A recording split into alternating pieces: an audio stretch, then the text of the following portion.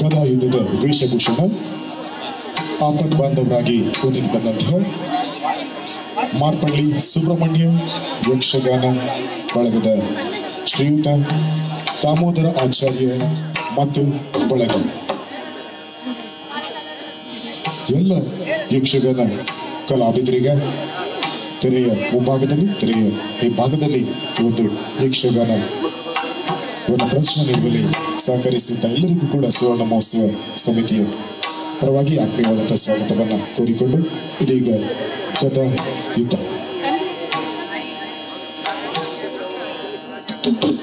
ವಿಘ್ನೇಶಾಯ ಸರಸ್ವತ್ಯೈ ಪಾರ್ವತ್ಯೈ ಗುರವೇ ನಮಃ.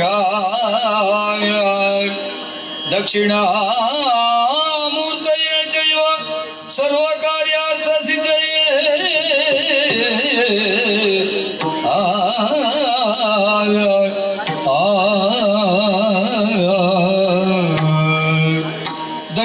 ದಕ್ಷಿಣಾಮೂರ್ತಯೇ ಚೈವ ಸರ್ವಕಾರ್ಯಾರ್ಥ ಸಿದ್ಧಯೇ.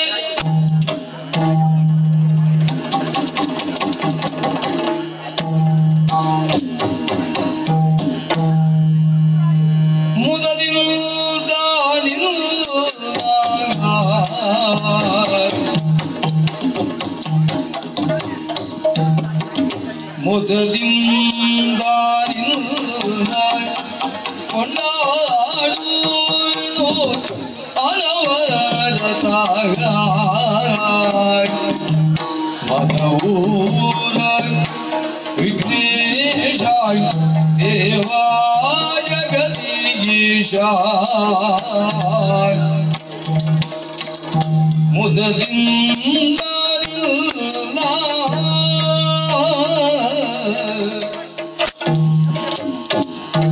ಪರದಿಂದ ರಕ್ಕಸರ ಪುರವಾರಾಧ್ಯ ಮಾಡಿ ಹರಿಮೊದಲು ಅರ್ಚಿಸಿ ಮೆಚ್ಚಿಸಿ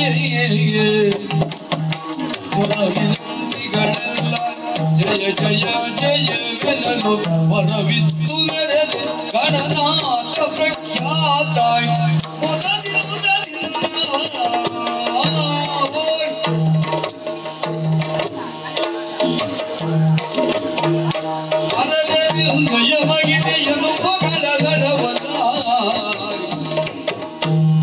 ಕರಣಿಯನು ಪೊತ್ತೀರ್ಥ ಮಹಾಶೇಷ ಕರಿತು ಸುಕುಮಾರ ಸಕಲಾಗಮಕ್ಕೆ ಸಾಕಾರ ಧರೆಯುಳು ವಿಶೇಷ ಮಧುರ ವಿಕ್ರೀಶ ದೇವ ಜಗದೀಶ ಮುದದಿಂದ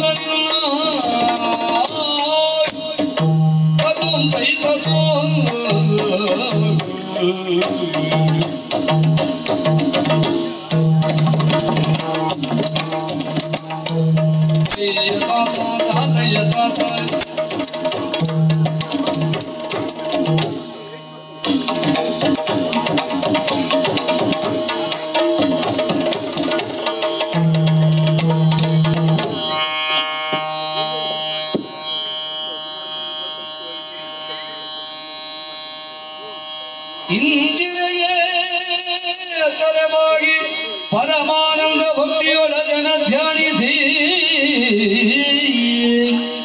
ವಂದಿಸುವೆ ಶಾರದೆಗೆ ಶಕ್ರಾದ್ಯಮದರಿಂಗರಗಿಯೇ ನಾಂದಿಯುಳು ವರವ್ಯಾತ ಮುನಿಪದ ತೊಂದರೆ ಕಾರಣತನಾಗಿ ಕವಿಗಳ ಸಂತರಿಗೆ ಬಲ ಬಂದು ಕೇಳುವಿರಿ ಕಥಾಮೃತವಾಗಿ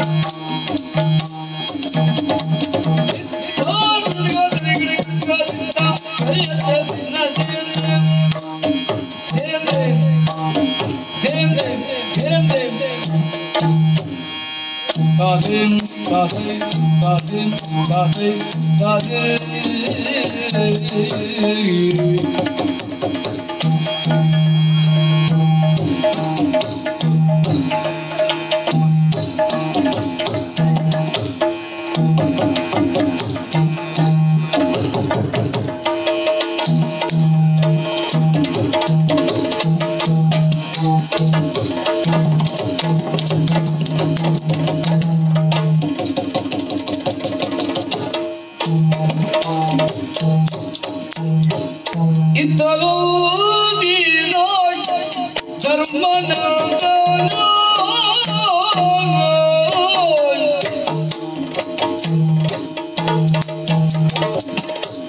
ಇದ್ದಲೋ ಧರ್ಮನಂದನ ಮತ್ತೆ ಶ್ರೀಗರಿಯನ್ನು ನೆನೆಯುತ್ತ ಮತ್ತೆ ಶ್ರೀಗರಿಯನ್ನು ನೆನೆಯುತ್ತ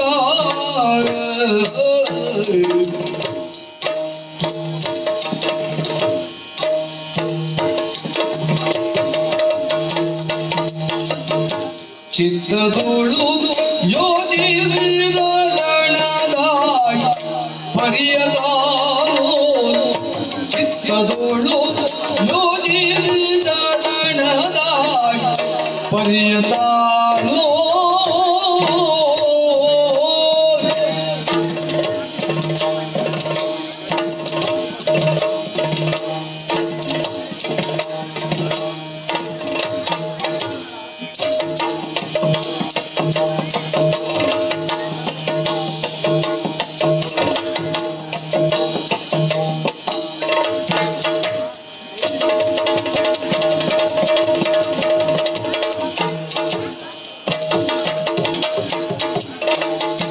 ಚಿಕ್ಕದೋಳು ಯೋಜಿಸಿದ ಪರಿಯದಾನೋ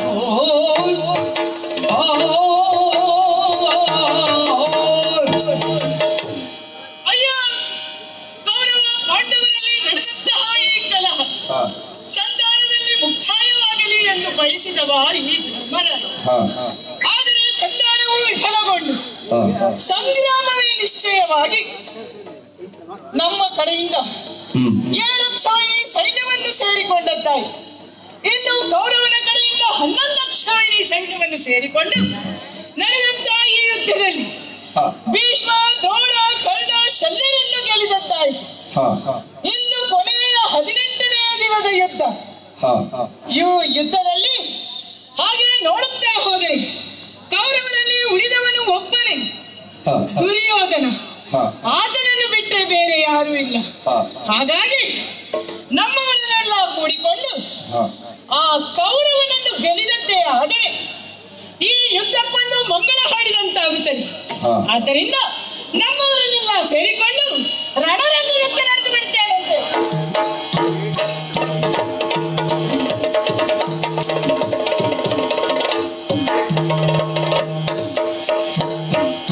ಜನನಾಥ ಕೇಳಿಂದು ನವಕೋಟಿ ದೈತ್ಯರ ಅನುವರದೊಳಗೆ ಮಾರುತಿಯೋ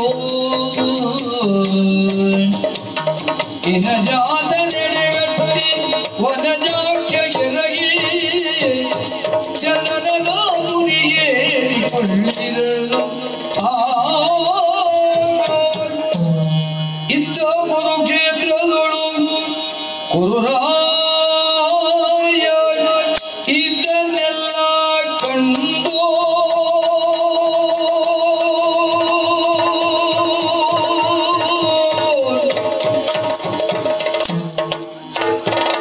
ಕುರುರಾಯ ಇದನ್ನೆಲ್ಲ ಕಂಡು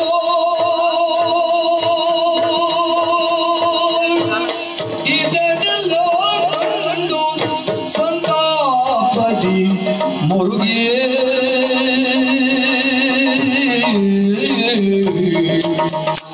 ಇದನ್ನೆಲ್ಲ ಕಂಡು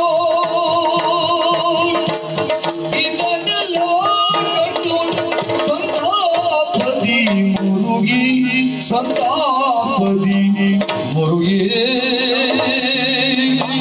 ಮರುಗಿ ತನ್ನಯ ಭಾಗ್ಯವೇನು ತನ್ನ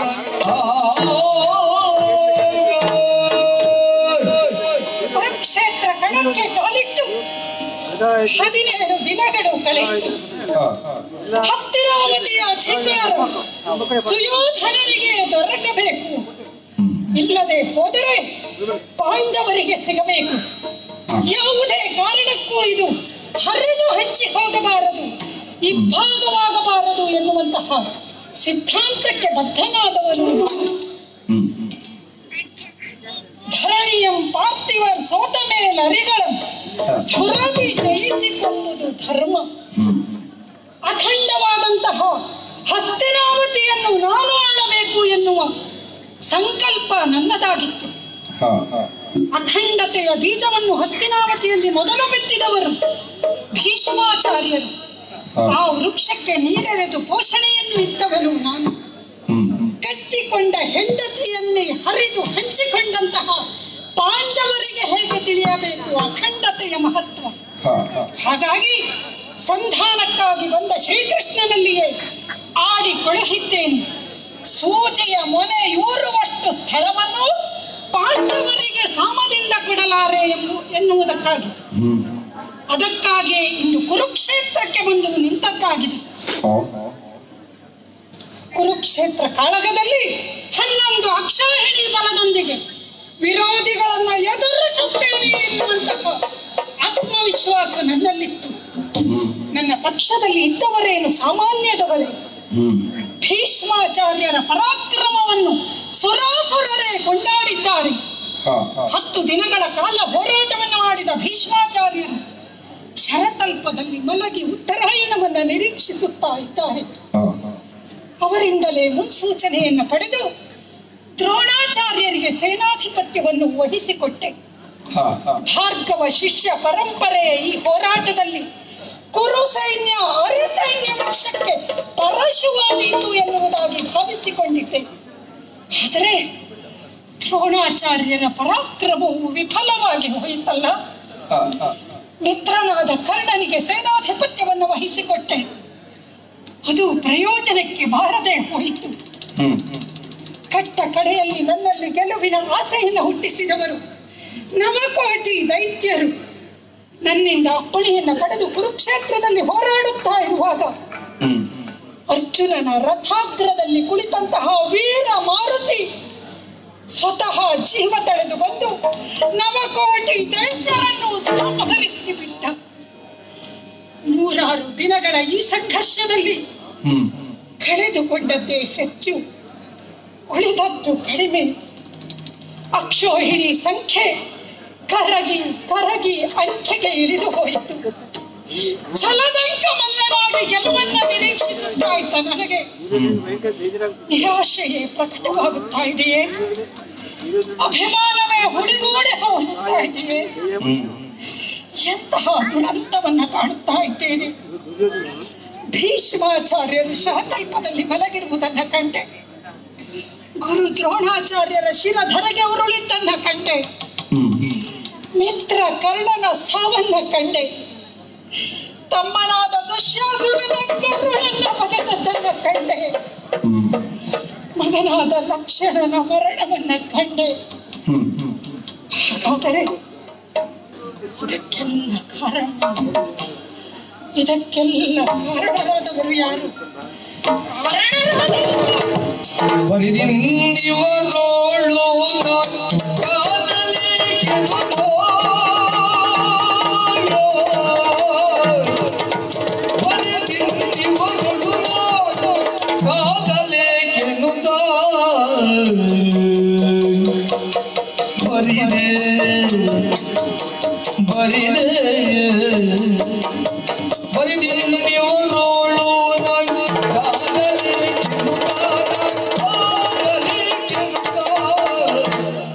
ಒಳಸರಿದನೋ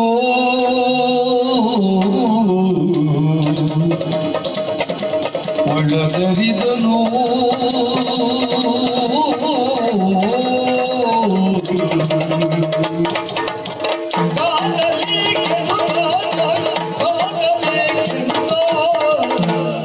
ಒಳಸರಿದನೋ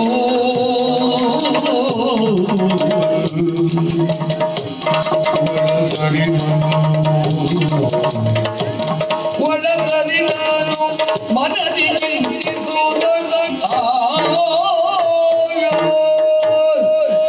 ನಿರೀಕ್ಷಿಸಿದ್ದೇನು ಆದದ್ದೇನು?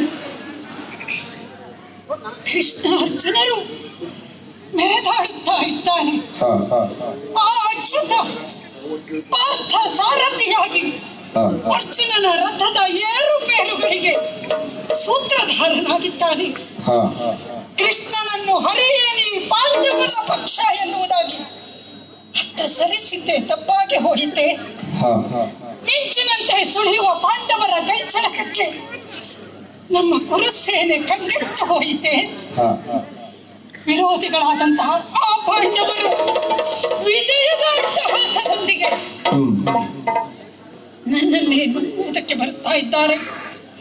ಏಕಾಂಗಿಯಾದ ನನ್ನನ್ನು ಕೊಲ್ಲುವುದಕ್ಕಾಗಿ ಬರುತ್ತಾ ಇದ್ದಾರೆ. ಹಾಗಾದರೆ ಹೋಗಿ ಆ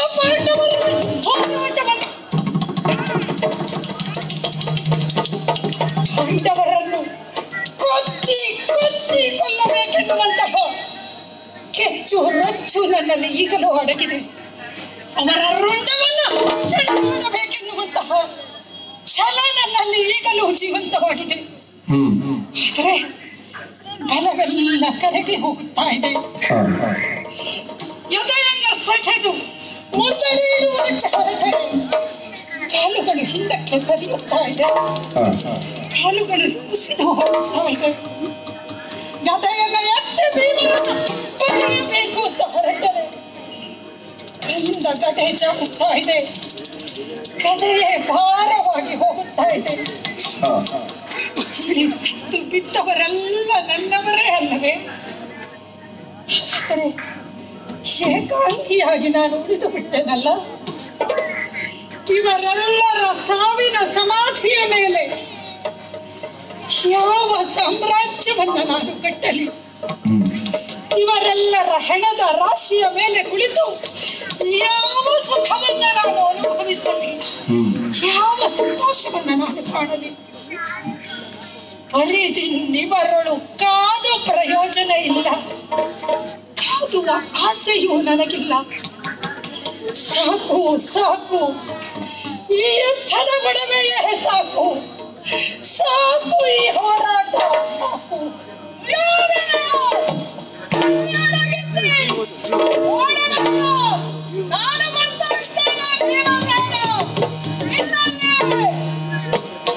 ಒಳ ಸರಿದನು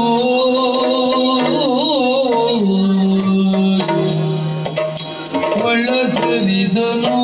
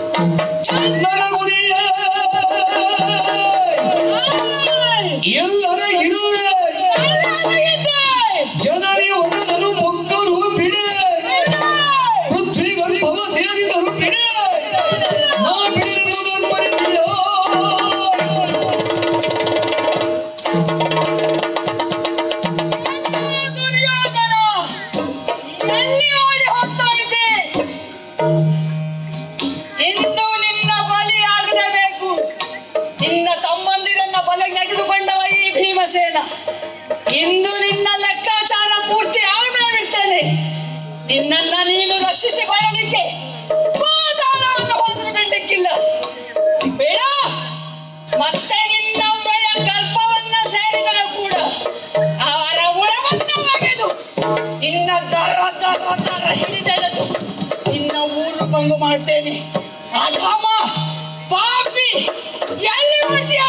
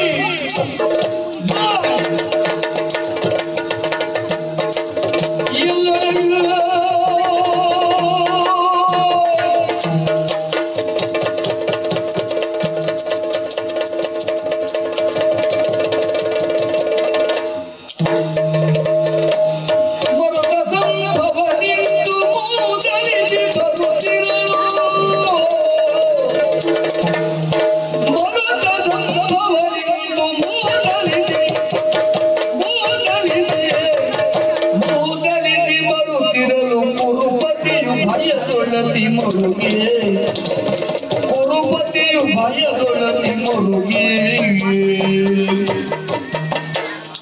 ಸರಿದ ನಿಂದ್ರಾದಿಶ ಮುಖನಾಗಿ ಕಣನೊಳಗೆ ಸರಿದ ನಿಂದ್ರಾದಿಶ ಮುಖನಾಗಿ ಕಣನೊಳಗೆ ಜರುಗಿದ ಏಕಾಂಗಿಯಾಗಿ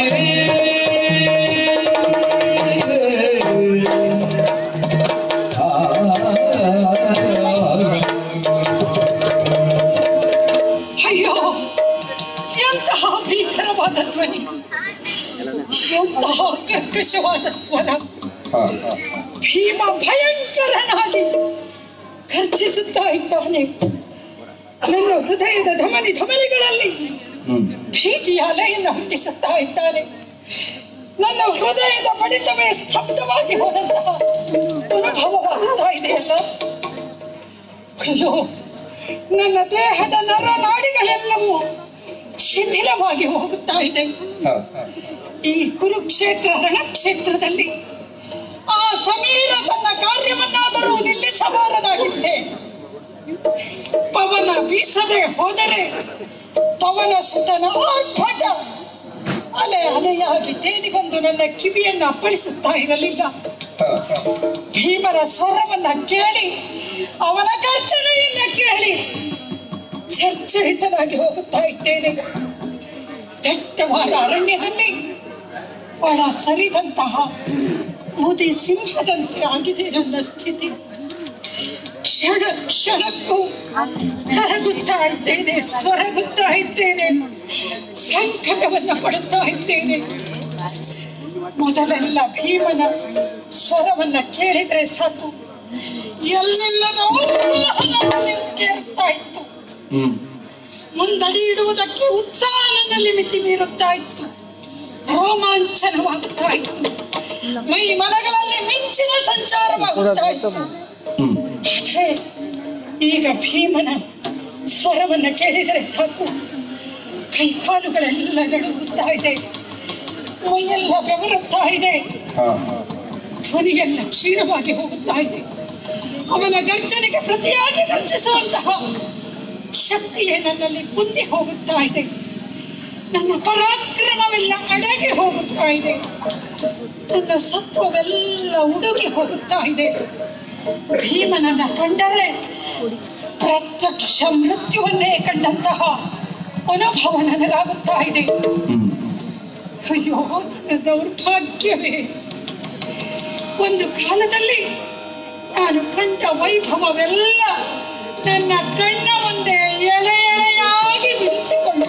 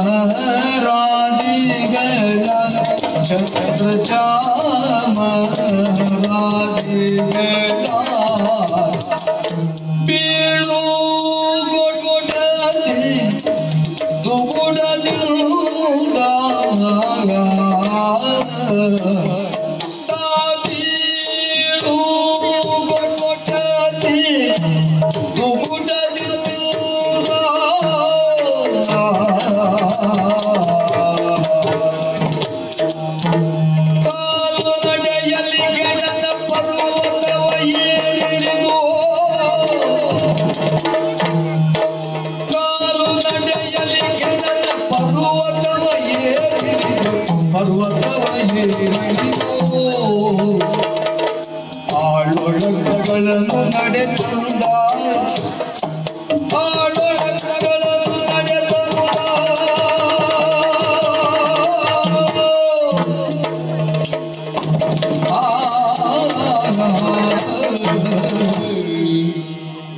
ಹಸ್ತಿನಾವತಿಯ ಅನಭಿಷಕ್ತ ದೊರೆಯಾಗಿ ಮೆರೆದವನು ನಾನು.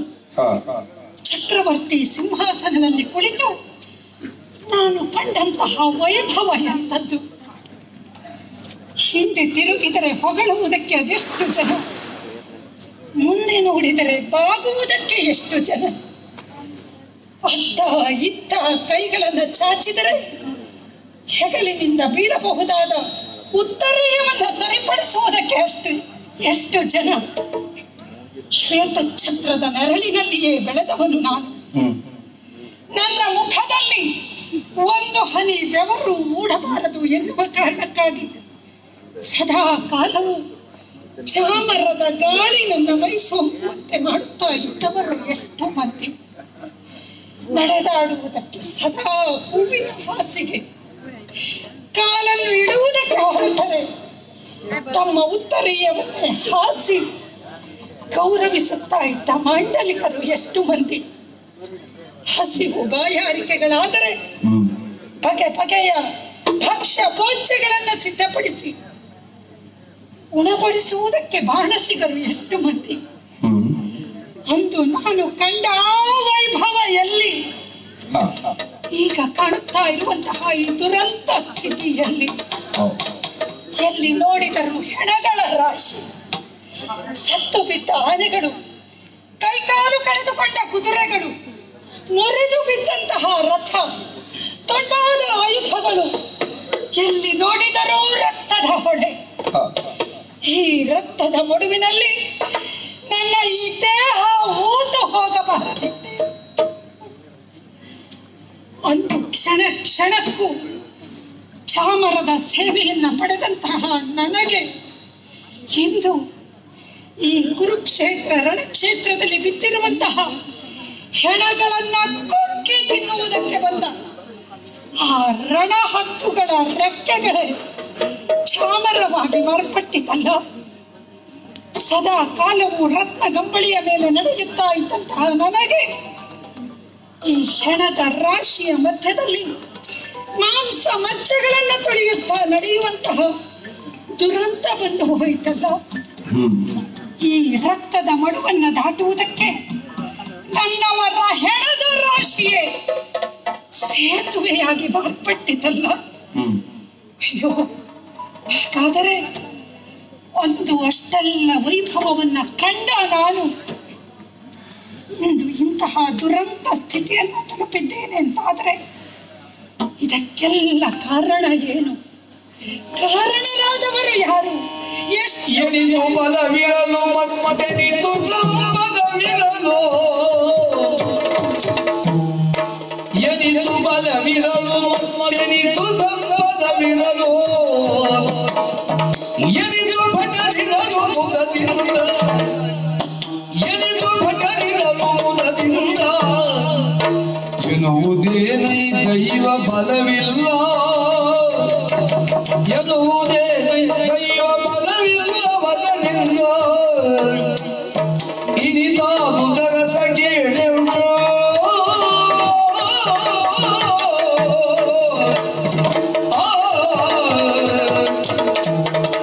ಯಾವುದಕ್ಕೆ ನನಗೆ ಕೊರತೆ ಇತ್ತು? ಎಲ್ಲವೂ ಸಮೃದ್ಧವಾಗಿಯೇ ಇತ್ತು. ಹಣ, ಅಧಿಕಾರ, ಸಂಪತ್ತು, ಕೀರ್ತಿ ಎಲ್ಲವೂ ನನ್ನ ಕಾಲಬುಡದಲ್ಲಿಯೇ ಬಂದು ಬಿದ್ದಿತ್ತು. ನನ್ನ ಪಕ್ಷದಲ್ಲಿದ್ದವರೇನು ಸಾಮಾನ್ಯದವರೇ? ಛಾಮರಣಿಗಳಾದ ಭೀಷ್ಮಾಚಾರ್ಯರು, ಗುರುಶ್ರೇಷ್ಠರೆನಿಸಿದ ದ್ರೋಣಾಚಾರ್ಯರು, ಮಹಾರಥಿ ಎನಿಸಿದಂತಹ ಕರ್ಣ, ತಮ್ಮನಾದ ದುಶ್ಯಾಸನ, ವಿಕರ್ಣ, ಶಲ್ಯ, ಅಶ್ವತ್ಥಾಮರು ಇವರೆಲ್ಲರೂ ನನ್ನ ಜೊತೆಯಲ್ಲಿದ್ದರು. ಕೆಲವು ಮಾತ್ರ ನನ್ನ ಪಾಲಿಗೆ ಮರೀಚಿಕೆಯಾಗಿಯೇ ಉಳಿಯಿತಲ್ಲ. ಒಂದು ಸಂಧಾನಕ್ಕಾಗಿ ಬಂದ ಕೃಷ್ಣನೇ ನನ್ನಲ್ಲಿ ಆಡಿದ ಆರ್ಯಹರು ಭೂತಲದಿ ನಿನ್ನಯ ಭೂರಿ ಭಾಗ್ಯದ ಹೋಲುಮೆಗೆ ಸುಯೋಧನ, ನಿನ್ನಂತಹ ಭಾಗ್ಯವಂತರು ಯಾರಿದ್ದಾರೆ ಎನ್ನುವುದಾಗಿ. ಸಂಪತ್ತು ಎಷ್ಟಿದ್ದರೂ ಏನು, ಆಪತ್ತನ್ನು ತಪ್ಪಿಸಿಕೊಳ್ಳುವುದಕ್ಕೆ ಆಗದೆ ಹೋಯಿತಲ್ಲ. ವ್ಯಕ್ತಿಯೊಬ್ಬನ ಉತ್ಕರ್ಷಕ್ಕೆ ಹಣ, ಅಧಿಕಾರ, ಸಂಪತ್ತು, ಕೀರ್ತಿ ಇದು ಸಾಕು ಅಂತ ನಾನು ಭಾವಿಸಿಕೊಂಡಿದ್ದೆ. ಆದರೆ ಅದೆಲ್ಲಕ್ಕಿಂತ ಮುಖ್ಯವಾಗಿ ಬೇಕಾದದ್ದು ದೈವ ಫಲ ಎನ್ನುವುದು ಈಗ ನನಗೆ ಅರ್ಥವಾಗುತ್ತಾ ಇದೆ. ಅಂತಹ ದೈವ ಫಲವೇ ನನಗಿಲ್ಲದೆ ಹೋಯಿತೆ. ಎಂತೆಂಥವರಿಗೂ ದೈವ ಫಲ ಒದಗಿ ಬಂದಿತ್ತಲ್ಲ. ದೈವವನ್ನೇ ದ್ವೇಷಿಸಿದಂತಹ ಹಿರಣ್ಯಕಶಿಪುವಿಗೂ ದೈವ ಬಲ ಒದಗಿ ಬಂದಿತ್ತು. ಇಲ್ಲದೆ ಹೋದರೆ ಪ್ರಹ್ಲಾದನಂತಹ ಮಗ ಅವನಿಗೆ ಹುಟ್ಟುತ್ತಾ ಇರಲಿಲ್ಲ. ದೈವದ ಅರ್ಧ ಭಾಗವನ್ನೇ ಅಪಹರಿಸಿಕೊಂಡು ಹೋದಂತಹ ಲಂಕಾಧಿಪತಿಯಾದ ಆ ರಾವಣನಿಗೂ ದೈವ ಬಲ ಒದಗಿ ಬಂದಿತ್ತು. ಇಲ್ಲದೆ ಹೋದರೆ ದೈವವೇ ಅವನ ಮನೆಯ ಬಾಗಿಲಿಗೆ ಬಂದು ವಿಶ್ವರೂಪ ದರ್ಶನವನ್ನ ಮಾಡಿಸುತ್ತಾ ಇರಲಿಲ್ಲ. ಹಾಗಾದರೆ ದೌಷ್ಟ್ಯವನ್ನೇ ಮೈಗೂಡಿಸಿಕೊಂಡಂತಹ ಅವರೆಲ್ಲರಿಗೂ ಒದಗಿ ಬಂದ ದೈವ ಬಲ ನನ್ನ ಪಾಲಿಗೆ ಇಲ್ಲದೆ ಹೋಯಿತೆ.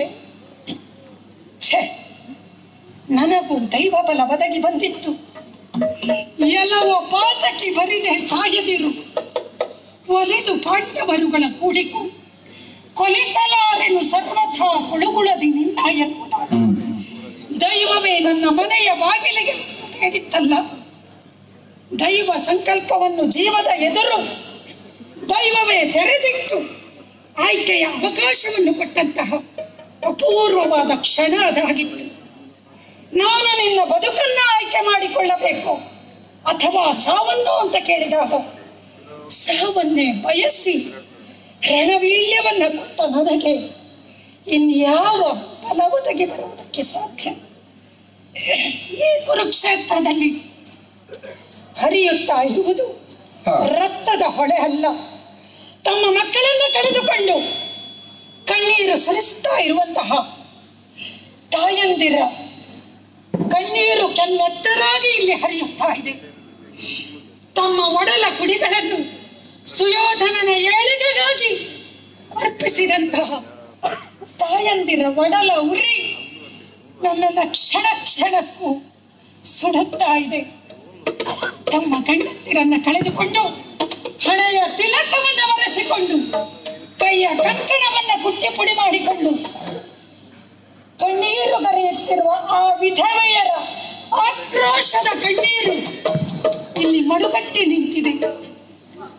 ಆ ವಿಧವೆಯರ ಕೊರಳಿನಿಂದ ಕಿತ್ತೆಸೆದಂತಹ ಮಾಂಗಲ್ಯದ ಕರಿಮಣಿ ಕರಿಯ ಹುಳುಗಳಾಗಿ ಈ ರಣಕ್ಷೇತ್ರದಲ್ಲಿ ನನ್ನ ಕಾಲುಗಳನ್ನು ಕ್ಷಣದ ಮಧ್ಯದಲ್ಲಿ ಕಚ್ಚುತ್ತಾ ಇದೆ. ಅಯ್ಯೋ, ಯಾವ ನೆಲ ನನ್ನದು ನನ್ನದು ಎನ್ನುವುದಾಗಿ ಇಲ್ಲಿಯವರೆಗೆ ಹೋರಾಡಿದನು. ಆ ನೆಲದಲ್ಲಿ ನಿಂತು ಒಂದು ಕ್ಷಣ ಕಣ್ಣೀರನ್ನ ಸುರಿಸುವುದಕ್ಕೂ ವಿಧಿ ನನಗೆ ಅವಕಾಶವನ್ನ ಕೊಡುತ್ತಾ ಇಲ್ಲ. ಏನು ಮಾಡಲಿ, ಎತ್ತ ಸಾಗಲಿ? ಕರದಾಗದೆಯೋ ಬೆಗಲೋಳಂದ ಸುಯೋಧನೋ ಹರಿಯುತ್ತಿಗ ರಕ್ತದ ಕೆಂಪಡುವ ಉತ್ತರಿಸುತ್ತ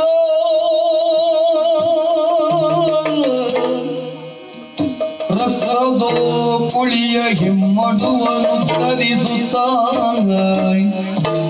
ರಣಧಾರಿಣಿಯೊಳಗೆ ಓರ ಬರುತ್ತಿದ್ದ ಏನೆಂಬೆ ಅದ್ಭುತ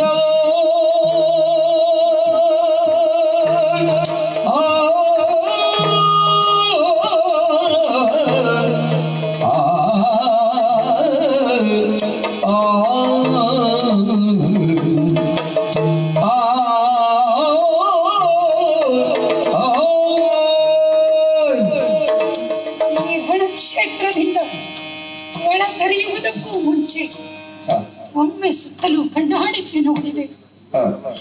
ಹಾ ಮಗನೇ, ಹೇ ಲಕ್ಷ್ಮಣ,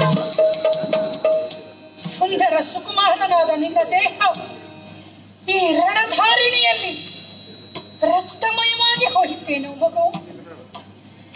ತಂದೆಯ ಸತ್ಕತೆಗೆ ನೀನು ಕಾರಣನಾಗುತ್ತೀಯೆ ಅಂತ ಭಾವಿಸಿಕೊಂಡಿದ್ದೆ. ನನ್ನ ಉತ್ತರ ಕ್ರಿಯೆಯನ್ನ ನೀನು ಮಾಡಬೇಕಾಗಿತ್ತು.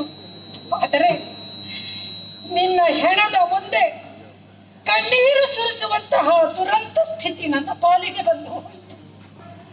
ಮಗು, ಅರಳಿ ಸುವಾಸನೆಯನ್ನು ಬೀರಬೇಕಾದಂತಹ ಹೂವೊಂದನ್ನು ಮೊಗ್ಗಿರುವಾಗಲೇ ಚಿವುಟಿ ಹಾಕಿದಂತಹ ಈ ತಂದೆಯನ್ನ ಒಮ್ಮೆ ಕ್ಷಮಿಸಿಬಿಡು ಮಗನೇ, ಕ್ಷಮಿಸು.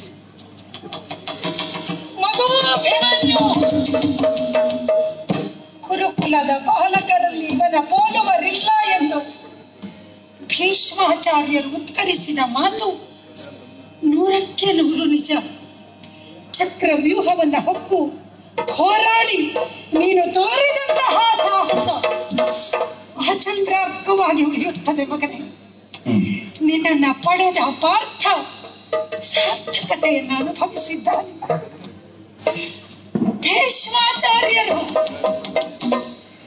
ಚಂದ್ರವಂಶದ ಏಳಿಗೆಗಾಗಿ ಅನವರತವೂ ಶ್ರಮಿಸಿದವರು.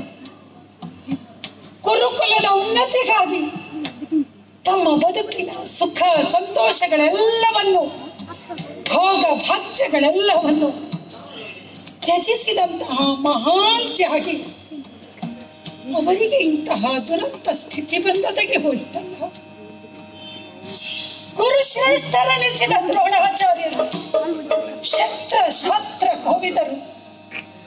ಅಶ್ವತ್ಥಾಮಾಚಾರ್ಯರಂತವರನ್ನು ಮಗನಾಗಿ ಪಡೆದು ಅವರ ಶಿರ ದೃಷ್ಟದ್ಯುಮ್ನನ ಕತ್ತಿಗೆ ಬಲಿಯಾಗಿ ಧರೆಗುರುಳಿ ಹೋಯಿತಲ್ಲ. ಮಿತ್ರ ಕರ್ಣ ಅನಾಥನಾದ ನಿನ್ನನ್ನು ಎತ್ತಿ ಆಧರಿಸಿದೆ. ಅರ್ಥ ಅಂಗರಾಜ್ಯವನ್ನ ಕೊಟ್ಟು ಗೌರವಿಸಿದೆ. ನನ್ನ ಅಭಿಮಾನದ ತೊಟ್ಟಿನಲ್ಲಿಟ್ಟು ತೂಗಿದೆ. ನಿನ್ನ ರಥದ ಚಕ್ರವೇ ರಣಕ್ಷೇತ್ರದಲ್ಲಿ ಹೋದು ಹೋದರು ಕೌರವನ ಭಾಗ್ಯ ಚಕ್ರ ಅಳಿಯಬಾರದು ಎಂದು ಹೋರಾಡಿ ಜೀವಕ್ಕೆ ಜೀವವನ್ನ ಕೊಟ್ಟೆ. ಮಿತ್ರ, ನಿನ್ನ ಋಣವನ್ನು ನಾನು ಹೇಗೆ ತೀರಿಸಲು? ತಮ್ಮ ದುಶಾಸನ ಎಂತಹ ಭ್ರಾತೃಪ್ರೇಮ ನಿನ್ನದು, ಎಂತಹ ನಿಷ್ಠೆ ನಿನ್ನದು. ನಾನು ಕಾಲಲ್ಲಿ ತೋರಿದ್ದನ್ನು ತಲೆಯಲ್ಲಿ ಹೊತ್ತು ಸಾಗಿದವನು ನೀನಲ್ಲವೇನು? ನೆರಳಿನಂತೆ ಸದಾ ಕಾಲವು ನನ್ನನ್ನು ಹಿಂಬಾಲಿಸಿಕೊಂಡು ಬಂದ ನಿನಗೆ ಮರಳಿಬಾರದ ಲೋಕಕ್ಕೆ ತೆರಳುವಂತಾಗಿ ಹೋಯಿತು. ಎಲ್ಲರೂ ನನ್ನ ಬಂಧುಗಳು, ಬಾಂಧವರು, ನಿಷ್ಠಾವಂತ ಪ್ರಜೆಗಳು ಅವರೆಲ್ಲರೂ ಕೈ ಕತ್ತರಿಸಿ ನೆಲಕ್ಕೆ ಹೊರಗಿದ್ದಾರೆ. ಆದರೂ ತುಂಡಾದ ಅವರ ಕೈಗಳು ಸುಯೋಧನ ನೀನು ಬದುಕಿಕೋ ಬದುಕಿಕೋ ಎನ್ನುವುದಾಗಿ ನನ್ನನ್ನು ಹಾರೈಸುತ್ತಾ ಇದೆಯಲ್ಲ. ಇವರೆಲ್ಲರ ರುಂಡ ಮುಂಡ ಬೇರೆಯಾಗಿ ಬಿದ್ದಿದೆ. ಕಣ್ಣು ಮಾತ್ರ ತೆರೆದೇ ಇದೆ. ತೆರೆದ ಕಣ್ಣುಗಳಿಂದ ಸುಯೋಧನ ನಿನ್ನ ವೈಭವವನ್ನು ಕಾಣುವುದಕ್ಕಾಗಿ ನಾವೆಲ್ಲ ಕಣ್ಣು ತೆರೆದು ಬಿದ್ದಿದ್ದೇವೆ ಎನ್ನುವುದಾಗಿ ಹೇಳುತ್ತಾ ಇದ್ದಾರಲ್ಲ. ಓ ನನ್ನ ನಿಷ್ಠಾವಂತ ಸೇವಕರೇ, ನಿಮಗಾಗಿ ನಾನು ಏನನ್ನ ಕೊಡಲಿ? ಕಟಿಯಲ್ಲಿರುವಂತಹ ಕಿರುಗತ್ತಿಯನ್ನು ತೆಗೆದು ಕಿರುಬೆರಳ ತುದಿಯನ್ನ ಕತ್ತರಿಸಿ ಒಂದು ಬಿಂದು ನೆತ್ತರನ್ನ ಚೆಲ್ಲಿದ್ದೇನೆ. ನನಗಾಗಿ, ನನ್ನ ಏಳಿಗೆಗಾಗಿ ಹೋರಾಡಿದಂತಹ ನೀವು ನಿಮ್ಮ ದೇಹದಲ್ಲಿ ಒಂದು ಬಿಂದು ರಕ್ತವನ್ನು ಉಳಿಸಿಕೊಳ್ಳದೆ ರಕ್ತದ ಪ್ರವಾಹವನ್ನೇ ಹಾಕಿಸಿದ್ದೀರಿ. ನಿಮ್ಮ ನೆತ್ತರಿನ ಪ್ರವಾಹಕ್ಕೆ ಇದು ಈ ಸುಯೋಧನನ ಒಂದು ಬಿಂದು ರಕ್ತವನ್ನ ಋಣ ಸಂದಾಯವೆಂಬಂತೆ ಸೇರಿಸುತ್ತಾ ಇದ್ದೇನೆ. ಇನ್ನುಳಿದ ರಕ್ತ ಭೀಮಸೇನನಿಗಾಗಿ, ಭೀಮನ ಋಣವನ್ನ ಚೆಂಡಾಡುವುದಕ್ಕಾಗಿ, ಅದಕ್ಕಾಗಿ ನಾನು ಬದುಕುತ್ತೇನೆ. ನಾನು ಬದುಕಲೇಬೇಕು. ಅದಕ್ಕಾಗಿ ಇಲ್ಲಿಂದ ಒಳಸರಿಯುತ್ತೇನೆ.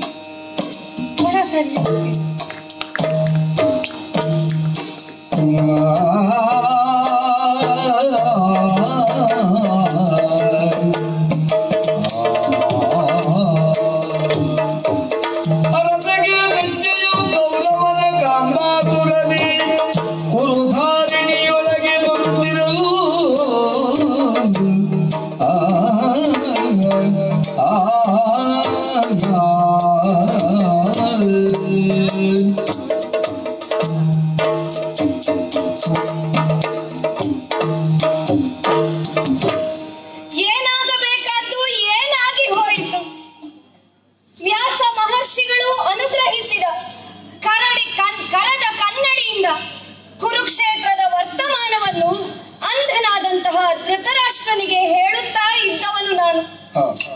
ಭೀಷ್ಮ ಪರ್ವದಿಂದ ಪ್ರಾರಂಭಿಸಿ ಶಲ್ಯಾವಸಾನದವರೆಗೂ ಹೇಳಿ ಮುಂದುವರಿಯುತ್ತಾ ಬಂದಾಗ ಕೊನೆಯ ಭಾಗವನ್ನು ಹೇಳುವಂತಹ ಪ್ರಸಂಗ ಒದಗಿ ಬಂತು. ಆಗ ನಿನ್ನ ಮಗ ದುರ್ಯೋಧನ ಕಾಣುವುದಿಲ್ಲವಲ್ಲ ಎಂದಾಗ ಧೃತರಾಷ್ಟ್ರ ಮಹಾರಾಜ ಕಣ್ಣೀರನ್ನು ಸುರಿಸುತ್ತ, ಸಂಜಯ, ನನ್ನ ಮಗ ಏನಾದ, ಎಲ್ಲಿಗೆ ಹೋದ, ನೋಡಿ ಬಾ ಎಂದು ಕಳುಹಿಕೊಟ್ಟ. ಅವನ ಆಜ್ಞೆಯನ್ನ ಹೊತ್ತು ಕುರುಕ್ಷೇತ್ರದತ್ತ ಬಂದಿದ್ದೇನೆ. ಅಬ್ಬಾ, ಇದೇನಿದು ರಣಭೀಕರವಾದಂತಹ ದೃಶ್ಯ. ಆಳೆತ್ತರವಾದಂತಹ ಹೆಣದ ರಾಶಿ, ಹೆಣವನ್ನ ಕುಕ್ಕಿ ಕುಕ್ಕಿ ತಿನ್ನುತ್ತಿರುವಂತಹ ಕಾಗೆ ಹದ್ದುಗಳು, ಮುತ್ತೈದೆಯರೆಲ್ಲ ತಮ್ಮ ಕರಿಮಣಿಯನ್ನು ಹರಿದು ಗೋಳಾಡುತ್ತಿರುವಂತಹ ದೃಶ್ಯ. ಇಂತಹ ದೃಶ್ಯವನ್ನು ನೋಡಿದರೆ ಎಂಟೆದೆಯ ಬಂಟನ ಎದೆಯೂ ಒಡೆದು ಹೋಗಬೇಕು. ಆದರೆ ಇಲ್ಲೆಲ್ಲೂ ನನ್ನ ಪ್ರಭು ಕಾಣಿಸುತ್ತಿಲ್ಲವಲ್ಲ, ಎಲ್ಲಿಗೆ ಹೋದ? ಕಣ್ಣಿಗೆ ಕಾಣದಿದ್ದರೆ ಏನಾಯಿತಂತೆ, ಕಿವಿಗೆ ಕೇಳಿಸುತ್ತದಲ್ಲ, ಕರೆಯುತ್ತೇನಂತೆ.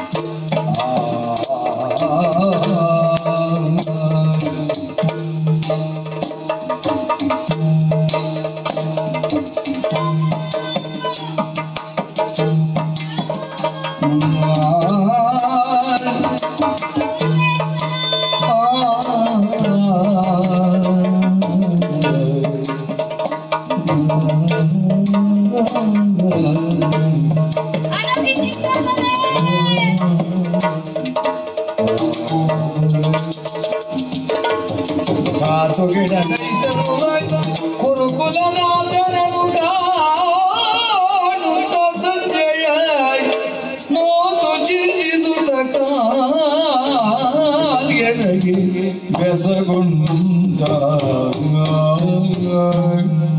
ಪಡವಿ ಪಾಲಕ ಭಾಗ್ಯದಾಯಕ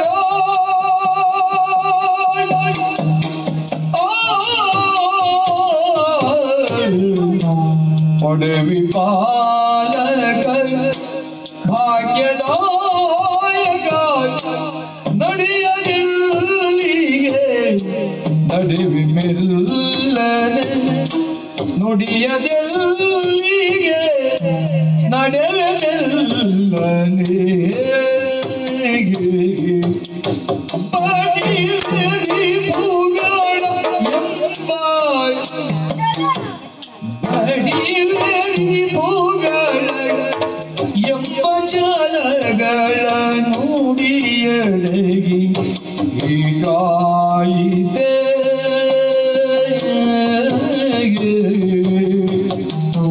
ಬಡಿವೆರಿ ಪೂಗಳ ಎಂಬ ಛಲಗಳ ನುಡಿಯಡೆಗಿ ಹೀಗಾಯಿತೆ ಪುಣ್ಯ ಫಲವೇ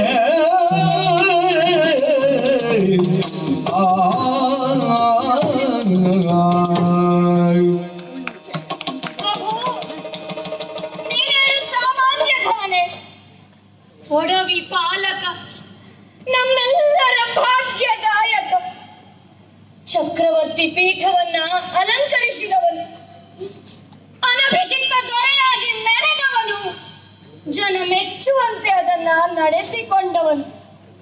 ಸ್ವಾಮಿ, ಇದು ನಾನಾಗಲಿ ನನ್ನವರಾಗಲಿ ನಿನ್ನ ಅನ್ನವನ್ನು ಉಣ್ಣತಕ್ಕೆ ಹೇಳುವ ಮಾತಲ್ಲ ಪ್ರಭು.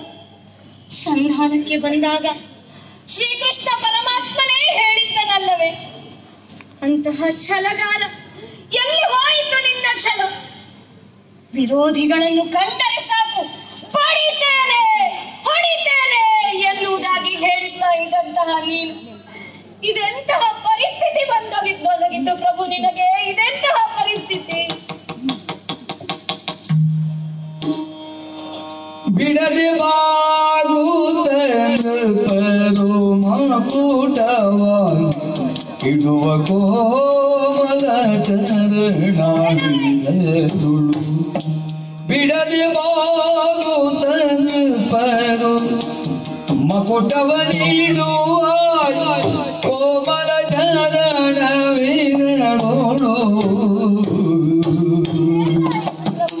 ನಡುವೆ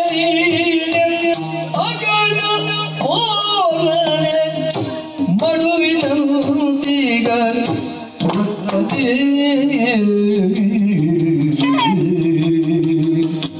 ನಡುವೆ ಅಗಡ ಹೋರ್ವನೆ ಮಡುವಿನಂತಿಗ ರಣಕ್ಕೆ ಬೆದರಿ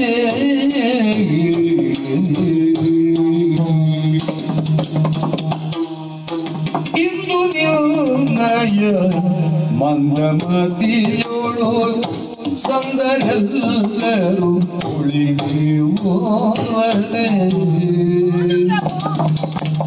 ಇಂದು ನಿರ್ಣಯ ಮಂದಮತಿಯೋಳು ಸಂದರೆಲ್ಲರೂ ಉಳಿಯುವರೆ. ಮಂದ ಭಾಗ್ಯರು ನಾವು ಶಿವ ಶಿವ ಮಂದ ಭಾಗ್ಯರು ನಾವು ಶಿವ ಶಿವ ಎಂದು ಸಂಜಯ ಮರುಗಿದ. ಮಂದ ಭಾಗ್ಯರು ನಾವು ಶಿವ ಶಿವ ಎಂದು ಸಂಜಯ ಮರುಗಿದ. ದುಗುಡದಿಂದ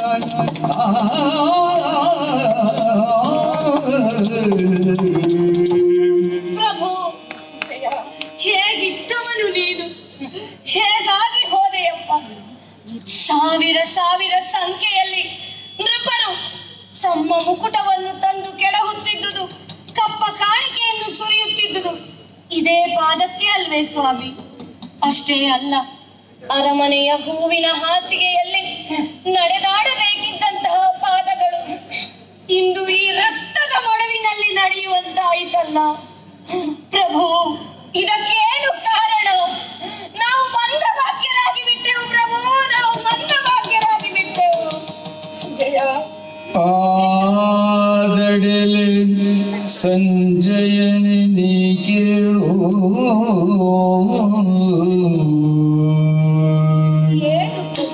ಆದಡೆಲೆ ಸಂಜಯನೆ ನೀ ಕೇಳು. ಆದಿ ಸುಕೃತ ವಿಶಾಲ ವನವದು. ಆದಿ ಸುಕೃತ ವಿಶಾಲ ವನವದು. ಸೀದು ಹೋದರೆಯ ವಿಶಾಲ ವನವದು. ಸೀದು ಹೋದರೆ ಜಯ ತಿರಿಯು ಜಂಗುಳವ ಜಾರಿದರೆ. ಜಯ ಸಿರಿಯು ಜಂಗುಳವ ಜಾರಿದರೆ. ಆಧರಿಸುವವರ್ಯಾರೋ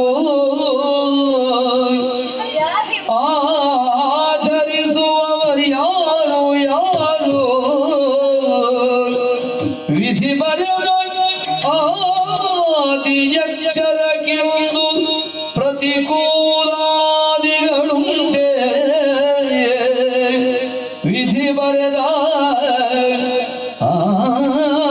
ಆದಿಯಕ್ಷರಕ್ಕೆಂದು ಪ್ರತಿಕೂಲಾದಿಗಳುಂಟೆ. ಯಾವುದು ಕಂಬನಿದುಂಬುತ ಉಸುರಿದನು.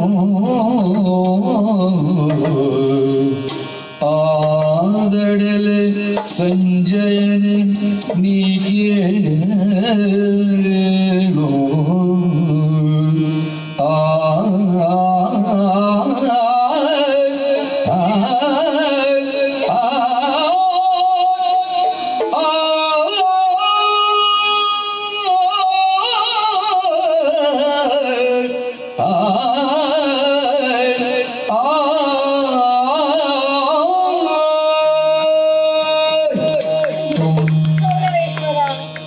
ಪ್ರೀತಿ ಎಷ್ಟು ಆಳವಾದದ್ದು, ನಿನ್ನ ವಾತ್ಸಲ್ಯ ಎಷ್ಟು ಅಗಾಧವಾದದ್ದು ಎನ್ನುವುದನ್ನು ನಾನು ಬಲ್ಲೆ.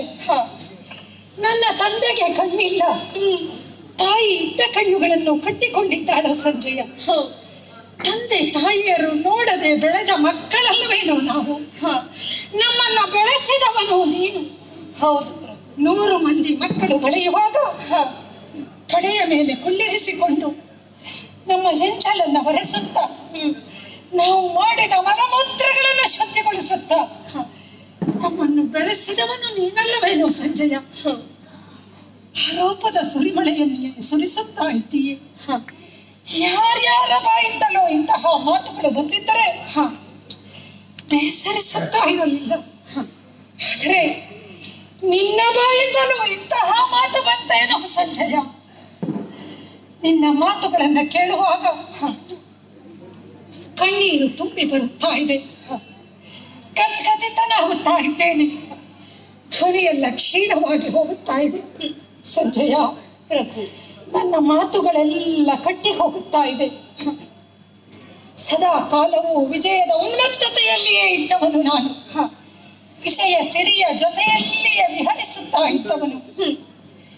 ಜಂಗುಳವನ್ನ ಕಟ್ಟಿಕೊಂಡಂತಹ ಜಯಸಿರಿ ನನ್ನನ್ನ ತೊರೆದು ದೂರ ಹೋಗುತ್ತಾ ಇದ್ದಾಳೋ ಸಂಜಯ.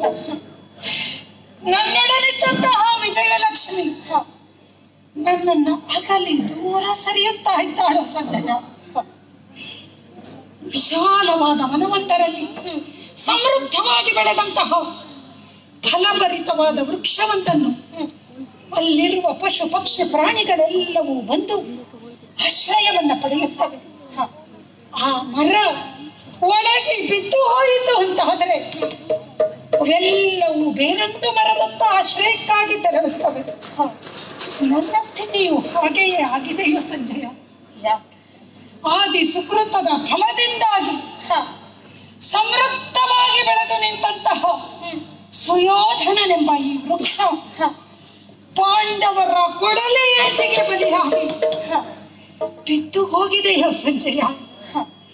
ಇನ್ನು ನನ್ನನ್ನು ಆಧರಿಸುವವರು ಯಾರಿದ್ದಾರೆ? ಆಶ್ರಯಿಸುವವರು ಯಾರಿದ್ದಾರೆ? ಆಧಾರವನ್ನ ಕೊಡುವವರು ಯಾರಿದ್ದಾರೆ? ಹಾಗಾದರೆ ಇದಕ್ಕೆಲ್ಲ ಕಾರಣವಾದದ್ದು ಏನು ಪ್ರಭು? ಆ ವಿಧಿಯ ಕೈಗೊಂಬೆಯಾಗಿ ಕುಣಿಯುತ್ತಾ ಇರುವವನು ನಾನು. ವಿಧಿ ಬರೆದಂತಹ ಆದಿ ಅಕ್ಷರವನ್ನು ಅಳಿಸುವುದಕ್ಕೆ ಯಾರಿಂದಲಾದರೂ ಸಾಧ್ಯವೇನೋ ಸಂಜಯ? ಎಲ್ಲವನ್ನು ಅಳೆಯಬಲ್ಲ, ಎಲ್ಲವನ್ನು ತಿಳಿಯಬಲ್ಲ ಅಗೋಚರ ಶಕ್ತಿ ಸಂಪನ್ನವಾದಂತಹ ಆ ವಿಧಿಯ ಇಚ್ಛೆಗೆ ತಲೆಬಾಗದೆ ಬೇರೆ ದಾರಿ ಉಂಟೇನೋ ಸಂಜಯ? ಪ್ರಭು, ನಿಮ್ಮ ಬಾಯಿಂದಲೂ ಇಂತಹ ಮಾತೆ. ವಿಧಿಯ ಪ್ರಯತ್ನಕ್ಕಿಂತಲೂ ಪುರುಷ ಪ್ರಯತ್ನವೇ ಮೇಲೆಂದು ಸಾಧಿಸಿ ತೋರಿಸಿದವರು ನೀವಲ್ವೇ? ಈಗ ನೀವೇ ಹೀಗೆ ಹೇಳ್ತಾ ಇದ್ದೀರಿ ಅಂತಾದ್ರೆ ನಿಮ್ಮ ಮುಂದಿನ ತೀರ್ಮಾನ ಏನು ಪ್ರಭು?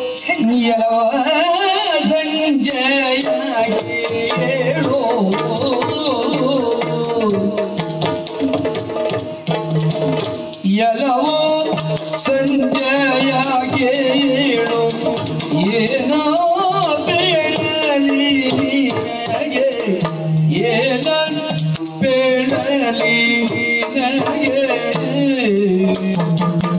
ತಲೆಯ ಕಡಿದು ನೋಡು, ತಲೆಯ ಕಡಿದು ಕೊಂಡು ತಲೆಯನ್ನು ಮಾಡು.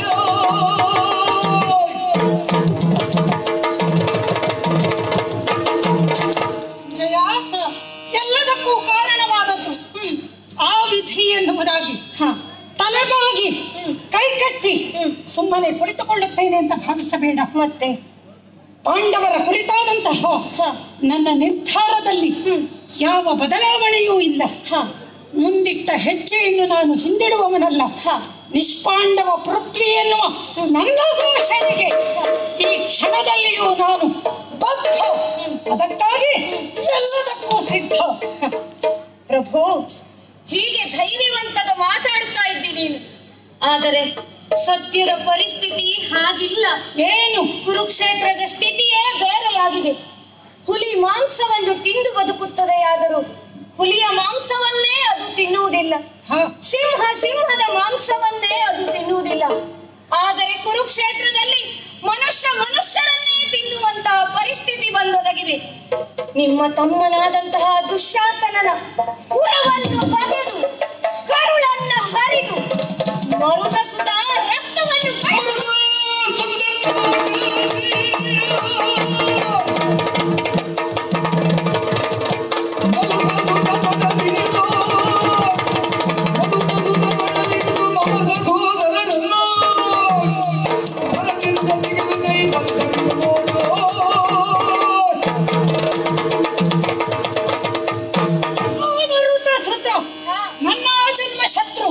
ಭೀಮಸೇನ ಅವನ ಒಡವನ್ನು ಓಡಿದು ಅವನ ಕರುಳನ್ನ ಬಗೆದು 99 ಮಂದಿ ಸಹೋದರರನ್ನು ಮತ್ತೆ ಹೊರತೆಗೆಯುತ್ತೇನೆ. ಆ ನರನ ಶಿರವನ್ನು ನನಗೆ ಉರುಳಿಸುತ್ತೇನೆ. ನಾಳೆಯ ದಿನ ಈ ಸುಯೋಧನ ಹಸ್ತಿನಾವತಿಯ ಚಕ್ರವರ್ತಿಯಾಗಿ ಮೆರೆಯುವುದಕ್ಕಿದ್ದಾನೆ. ನಾಳಿನ ಸೂರ್ಯೋದಯ ಎಲ್ಲರ ಬದುಕಿನ ಭಾಗ್ಯೋದಯ ಅಂತ ಭಾವಿಸಿಕೋ ಸಂಜಯ. ಪ್ರಭು, ನಿನ್ನ ಶಕ್ತಿಯ ಬಗ್ಗೆ ನನಗೆ ನಂಬಿಕೆ ಇದೆ. ಆದರೆ ಈ ರಣರಂಗಕ್ಕೆ ನಾನಾಗಿ ಬಂದವನಲ್ಲ. ನಿನ್ನ ತಂದೆ ನಿನ್ನನ್ನು ನೋಡಿ ಬಾ ಎನ್ನುವುದಾಗಿ ಕಳುಹಿದ್ದಾನೆ. ಆತನಿಗೆ ಏನು ಹೇಳಲು? ನಾಳೆ ಏನು ಅಂತ ಅಲ್ಲವೇ ನಿನ್ನ ಯೋಚನೆ? ಇಂದಿನ ದಿನವನ್ನ ಕಳೆಯುವ ಬಗ್ಗೆ ಹೇಗೆ ಬಂದೆಯ? ಇದೆ ಸರೋವರ ಒಂದು ಇಲ್ಲಿಗೆ ಸಮೀಪದಲ್ಲಿ, ಇದೆ ಸರೋವರ ಒಂದು ಇಲ್ಲಿಗೆ ಸಮೀಪದಲ್ಲಿ, ಹುದುಗಿರುವೆ ನೈ ಬಗೆಗಳರಿಯದಂದದಲ್ಲಿ.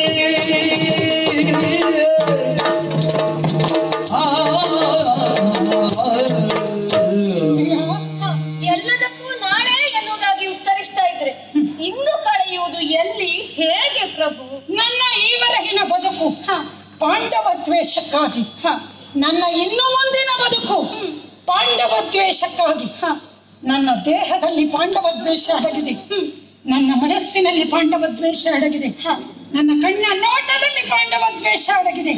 ಹೆಚ್ಚೇಕೆ ನನ್ನ ದೇಹದ ರೋಮಗಳಲ್ಲಿಯೂ ಅಡಗಿರುವುದು ಪಾಂಡವ ದ್ವೇಷವೇ. ಅದನ್ನು ಸಾಧಿಸುವುದಕ್ಕಾಗಿ ನಾನು ಬದುಕುತ್ತೇನೆ. ಇಂದಿನ ದಿನ ಪಾಂಡವರ ಗೆಲುವಿನ ದಿನ, ಅವರ ವಿಜಯದ ಅಟ್ಟಹಾಸದ ದಿನ. ಹಾಗಾಗಿ ಇಂದಿನ ದಿನವನ್ನ ನಾನು ಉತ್ತರಿಸಿದೆ ಅಂತಾದರೆ ಮತ್ತೆ ಬರುವ ನಾಳೆ ನನ್ನ ದಿನ. ಹಾಗಾಗಿ ಹೇಗಾದರೂ ಸರಿ ಇಂದಿನ ರಾತ್ರಿಯನ್ನು ನಾನು ಕಳೆಯಲೇಬೇಕು, ಅಥವಾ ಇಂದಿನ ರಾತ್ರಿಯೇ ನನ್ನ ಕಳೆಯಬೇಕು. ಸಂಜಯ ಪ್ರಭು, ಅದಕ್ಕಾಗಿ ಅದು ಇಲ್ಲಿಯೇ ಸಮೀಪದಲ್ಲಿ ಸರೋವರ ಒಂದು ಇದೆ. ಆ ಸರೋವರದಲ್ಲಿ ಯಾರು ಅರಿಯದ ರೀತಿಯಲ್ಲಿ ಹುಡುಗಿರುತ್ತೇನೆ. ಚಿಂತಿಸಬೇಡ ಸಂಜಯ, ಚಿಂತಿಸಬೇಡ. ಪ್ರಭು, ನಿನ್ನ ತಂದೆಗೆ ಏನೆಂದು ಉತ್ತರಿಸಲಿ ನಾನು? ತಂದೆ ಗತಿ ಧೈರ್ಯವನ್ನು ತಾರತಮ್ಯದಿ ಬೇಳು, ತಂದೆ ಗತಿ ಧೈರ್ಯವನ್ನು ತಾರತಮ್ಯದಿ ಬೇಳು.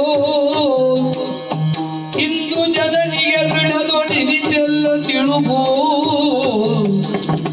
ಇಂದು ಜನನಿಗೆ ದೃಢದೊಳಿದಿದ್ದೆಲ್ಲ ತಿಳುಗು.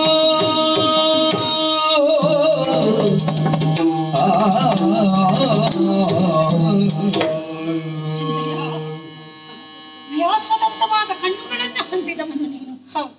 ತಂದೆಯವರ ಕಣ್ಣು ನೀನು, ಅವರ ಸಾರಥಿ ನೀನು, ಮನೋರಥವನ್ನ ನಡೆಸುವ ಸಾರಥಿಯೂ ನೀನೆ, ಕಣ್ಣಿಲ್ಲದವರ ಕ್ರಿಯಾಶಕ್ತಿ ನೀನು.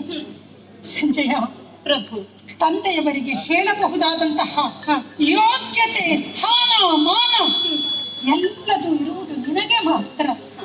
ಯಾವ ಬಗೆಯಿಂದ ಹೇಳಿದರೆ ಅವರ ಮನಸ್ಸಿಗೆ ಸಮಾಧಾನವಾಗುತ್ತದೆಯೋ ಆ ಬಗೆಯಿಂದ ಅವರಿಗೆ ಧೈರ್ಯವನ್ನಾಗುವುದು. ಸಂಜಯ, ಪ್ರಭು, ತಂದೆಗೆ ಸಮಾಧಾನವನ್ನು ಮಾಡಬಲ್ಲೆ, ಆದರೆ ನಿಮ್ಮನ್ನು 9 ತಿಂಗಳು ಹೊತ್ತು ಹೆತ್ತು ಜಗತ್ತಿನ ಬೆಳಕನ್ನು ಕರುಣಿಸಿದಂತಹ ಆ ಮಹಾತಾಯಿಗೆ ಏನು ಹೇಳಲಿ ಪ್ರಭು?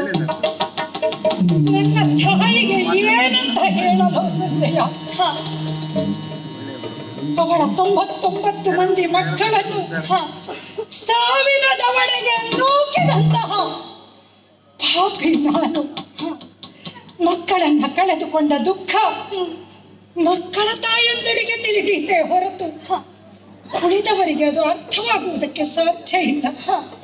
ಸಂಜಯ, ನನ್ನಮ್ಮನ ಪ್ರೀತಿ ಎಷ್ಟು ಅಗಾಧವಾದದ್ದು ಎನ್ನುವುದನ್ನು ನನಗೆ ಮಾತ್ರ ಗೊತ್ತಿದೆ. ಸಂಜಯ, 100 ಮಂದಿ ಮಕ್ಕಳನ್ನ ಬೆಳೆಸುವಾಗ ತನ್ನ 99 ಮಕ್ಕಳಿಗೆ ಒಂದು ಸ್ತನದ ಹಾಲನ್ನ ಉಣಿಸಿ ಇನ್ನೊಂದು ಸ್ತನದ ಹಾಲನ್ನು ಕೇವಲ ನನಗಾಗಿ ಬಚ್ಚಿಟ್ಟವಳು ನನ್ನಮ್ಮ.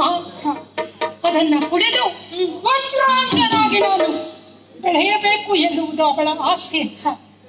ಅಂತಹ ಪ್ರೀತಿಯ ಒಡಲು, ಮಮತೆಯ ಗಡಲು, ನನ್ನಮ್ಮನ ಮಡಿಲು, ಅಂತಹ ಒಡಲನ್ನೇ ಪರಿದಾಗಿಸಿಬಿಟ್ಟನಲ್ಲೋ ಸಂಜಯ. ಆದರೆ ಆ ನನ್ನ ತಾಯಿಗೆ ನಿನ್ನ ಮಗ ಸುಯೋಧನ ನಿನ್ನ ಪ್ರೀತಿಯನ್ನ ಹಪ್ಪಳಿಸಿ ನಿನ್ನ ವಾತ್ಸಲ್ಯವನ್ನ ನೆನಪಿಸಿ ಒಂದು ಹನಿ ಕಣ್ಣೀರನ್ನ ಸುರಿಸಿದ್ದಾನೆ ಅಂತ ಹೇಳಿಬಿಡು ಸಂಜಯ, ಹೇಳಿಬಿಡು. ಪ್ರಭು, ತಾಯಿಯನ್ನೂ ಸಮಾಧಾನ ಪಡಿಸಿಯೇನು ಎನ್ನುವ ನಂಬಿಕೆ ನನಗಿದೆ. ಆದರೆ ಎಲ್ಲವೂ ಹೋಗಲಿ, ಎಲ್ಲರೂ ಕಳೆದು ಹೋಗಲಿ, ನನ್ನ ಮಾಂಗಲ್ಯ ಭಾಗ್ಯ ಶಾಶ್ವತವಾಗಿರಲಿ ಎಂದು ಅನವರತವು ದೇವರ ಕೋಣೆಯಲ್ಲಿ ಕುಳಿತು ಏಕಚಿತ್ತದಿಂದ ದೇವರನ್ನ ಧ್ಯಾನಿಸುತ್ತಿರುವಂತಹ ಮಡದಿ ಭಾನುಮತಿಗೆ ಏನೆಂದು ಹೇಳಲಿ ಪ್ರಭು? ಸಂಜಯ, ತರುಣಿಗಲಿ ಧೈರ್ಯವನ್ನು ತೊಳುವುದು ದುರೈ ನೀನೋ, ತರುಣಿಗಲಿ ಧೈರ್ಯವನ್ನು ತೊಳುವುದು ದುರೈ ನೀನೋ. ಅರಮನೆಯ ಜನಕ್ಕೆಲ್ಲ ಅರುಹು ಭಾಷೆಯನು, ಅರಮನೆಯ ಜನಕ್ಕೆಲ್ಲ ಅರುಹು ಭಾಷೆಯನು.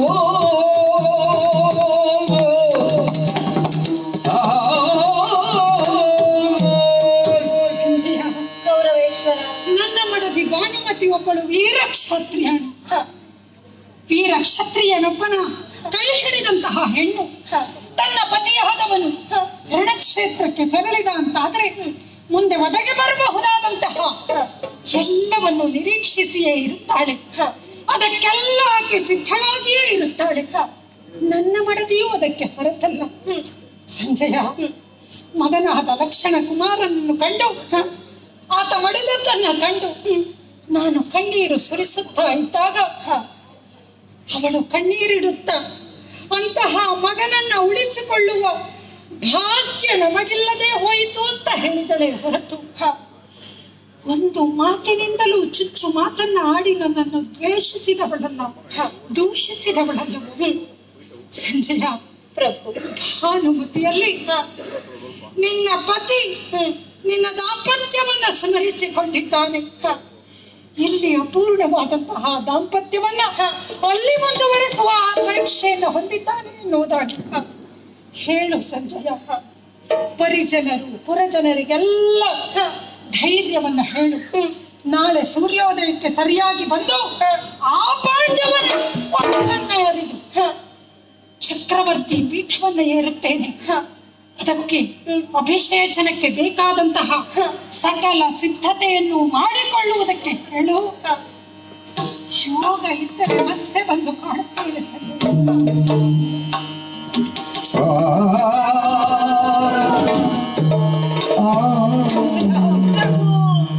ಬಹಿರಂಗದಲ್ಲಿ ನಿನ್ನನ್ನು ನೂಕಿದವನು ನಾನು, ಆದರೆ ಅಂತರಂಗದಲ್ಲಿ ಅಪ್ಪಿಕೊಂಡವನು. ಅಗಲುವ ಮುನ್ನ ಒಮ್ಮೆ ನನ್ನ ಬಾಚಿ ತಪ್ಪಿಕೋ ಸಂಜಯ, ಬಾಚಿ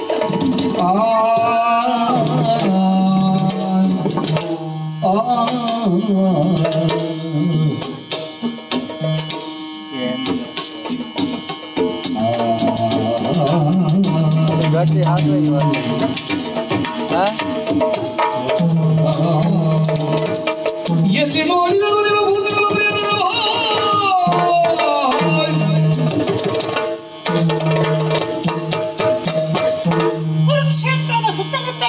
ಹೊರತುಪಡಿಸಿದರೆ ಎಲ್ಲಿ ನೋಡಿದರೂ ನಾಯಿ ನರಿಗಳ ಕಿತ್ತಾಟ, ರಣದ ಹದ್ದುಗಳ ಹಾರಾಟ, ಹೆಣಗಳನ್ನ ಕುಕ್ಕಿ ತಿನ್ನುವುದಕ್ಕೆ ಬಂದಂತಹ ರಣ ಹದ್ದುಗಳ ಹಾರಾಟ, ಭೂತ ಪ್ರೇತಗಳ ಕುಣಿದಾಟ, ಕುರುಕ್ಷೇತ್ರದ ಹೆಣಗಳ ರಕ್ತವನ್ನ ಹೀರುವುದಕ್ಕೆ ಬಂದಂತಹ ಶಾಕಿನಿ ಢಾಕಿನಿಯರ ಅಟ್ಟಹಾಸ.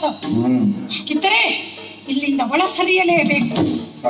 ಭೀಷ್ಮಾಚಾರ್ಯರು ಬೋಧಿಸಿದಂತಹ ಜಲಸ್ತಂಭನ ವಿದ್ಯೆಯನ್ನು ಉಪಯೋಗಿಸಿಕೊಂಡು ದ್ವೈಪಾಯನ ಸರೋವರದಲ್ಲಿ ಯಾರೂ ಅರಿಯದ ರೀತಿಯಲ್ಲಿ, ಹಗೆಗಳು ಅರಿಯದ ಬಗೆಯಲ್ಲಿ ಒದಗಿರುತ್ತೇನೆ.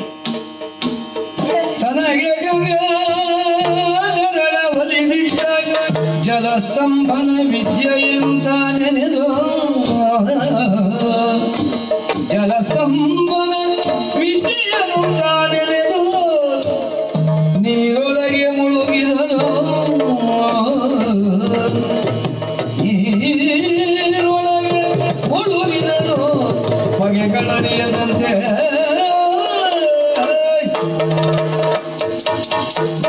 ಬೇಟೆಯಾಡುತ್ತಾ ಬಂದಾಗ,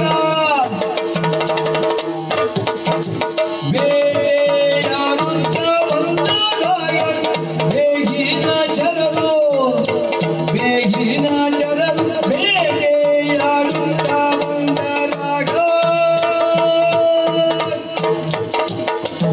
ಸದ್ದು ಮಾಡಬೇಡ್ರಿ, ನಾವಿಂಗ ಸದ್ದು ಮಾಡ್ತಾ ಇಲ್ಲ ಕೂತ್ರ ನಮ್ಮ ಕೌರವೇಶ್ವರ ಅಲ್ಲ, ನಮ್ಮ ವೈರಿ ಕೌರವೇಶ್ವರ ನೀರಿನ ಆಳ್ಕದಿಂದ ಎದ್ದು ಹೋಗ್ಬಿಡ್ತಾವನಿ. ಹಂಗಾದ್ರೆ ನಮ್ಮ ಅಪ್ಪನ ಆಸೆ ಹಾಳಾಗ್ತೈತಿ. ಆದಷ್ಟು ಬೇಗ ನಮ್ಮಪ್ಪ ಭೀಮಪ್ಪನಿಗೆ ವಿಷಯ ಹೇಳ್ಬೇಕು.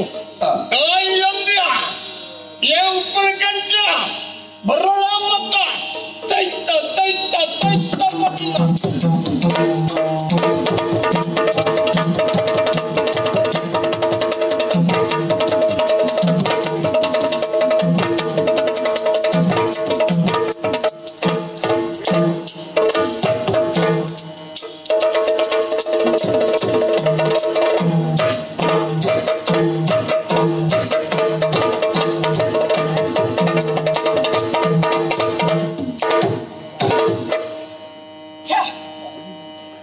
ಎಷ್ಟು ಭಾರಿ, ಎಷ್ಟು ರೀತಿಯಲ್ಲಿ ಹುಡುಕಿದರೂ ಕೂಡ ದುರ್ಯೋಧನನ ಸುಳಿವು ಕಾಣಿಸುತ್ತಾ ಇಲ್ಲ. ಹೆಣಗಳ ರಾಶಿಯನ್ನ ಕೆದಕಿ ಕೆದಕಿ ನೋಡಿದ್ದಾಯಿತು, ರಕ್ತದ ಮಡುವಿನಲ್ಲಿ ಹುಡುಕಿದ್ದಾಯಿತು, ದಿಕ್ಕು ದಿಕ್ಕುಗಳನ್ನೆಲ್ಲ ಹುಡುಕಿದ್ರು ಕೂಡ ದುರ್ಯೋಧನ ಕಾಣಿಸ್ತಾ ಇಲ್ವಲ್ಲ. ಎಲ್ಲಿ ಸತ್ತಿರಬಹುದು ಪಾಪಿ, ಎಲ್ಲಿ ಹೋಗಿರಬಹುದು, ಎಲ್ಲಿಯಾದ್ರೂ ಆ ಪಾಪಿ ಮಗ ನನ್ನ ಕೈಗೆ ಸಿಗಬೇಕಿತ್ತು.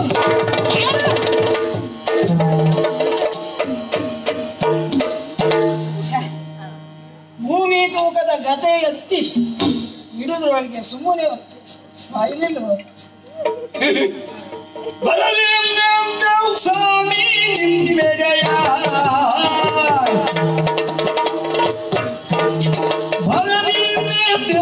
ಸ್ವಾಮಿ ನಿಮ್ಮೆಡೆಯ ಸಲಾಮು ಒಡೆಯ, ಸಲಾಮು ಸಲಾಮು ಸಲಾಮು ಒಡೆಯ ಹರದಿ ನಿತ್ಯವು ಸ್ವಾಮಿ ನಿಮ್ಮೆಡೆಯ. ಈಟೀಟ್ ಮಂದಿ ಕೂಡಿ ನಾವು, ಈಟೀಟ್ ಮಂದಿ ಕೂಡಿ ನಾವು ಓಟೊಟಾಗಿ ಹೊಲಗೈದೆವು, ಓಟೊಟಾಗಿ ಹೊಲಗೈದೆವು, ಹೊಲಗೈದೆವು, ಓಟೊಟಾಗಿ ಹೊಲಗೈದೆವು.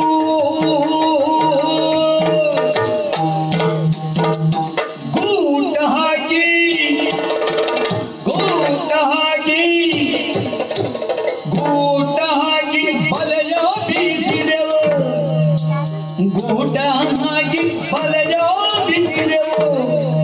ಮಿಗ ಮೊಲಾನ ಹಿಂಡ, ಮಿಗ ಮೊಲಾನ ಹಿಂಡ, ಮೊಲ ಮೊಲ ಮೊಲಾನ ಹಿಂಡ, ಮಿಗ ಮೊಲಾನ ಹಿಂಡ, ಮಿಗ ಮೊಲಾನ ಹಿಂಡ. ಕಾಟಿ ಕಾಡ್ಕೋಟಗಳ ದುಡುಕಿದೆವು, ಕಾಟಿ ಕಾಡ್ಕೋಟಗಳ ದುಡುಕಿದೆವು. ಸಲಾಮು ಒಡೆಯ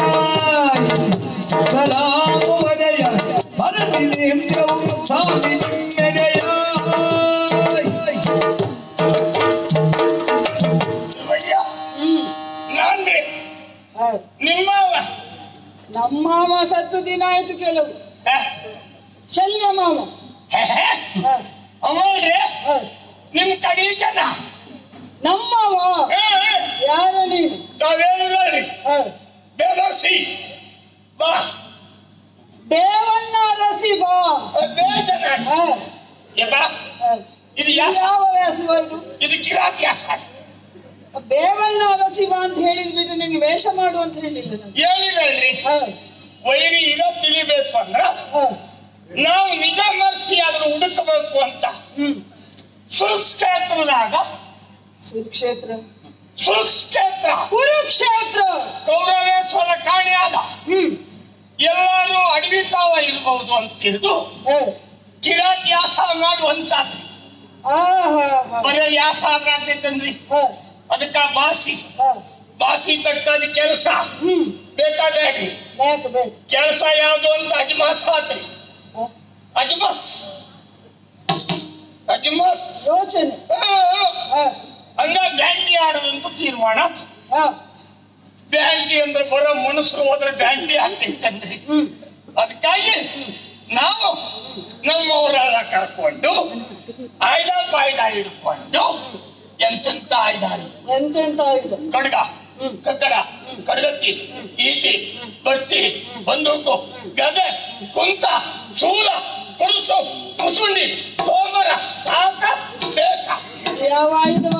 ಯಾವ್ದ್ರಿ? ಸಾಕ ಬೇಕ ಅಲ್ಲ, ಹೊತ್ತು ಹೋಗಿದ ಆಯುಧ ಬಹಳ ಐತಿ, ಹೇಳಕ್ ಹೊತ್ತಿಲ್ಲ.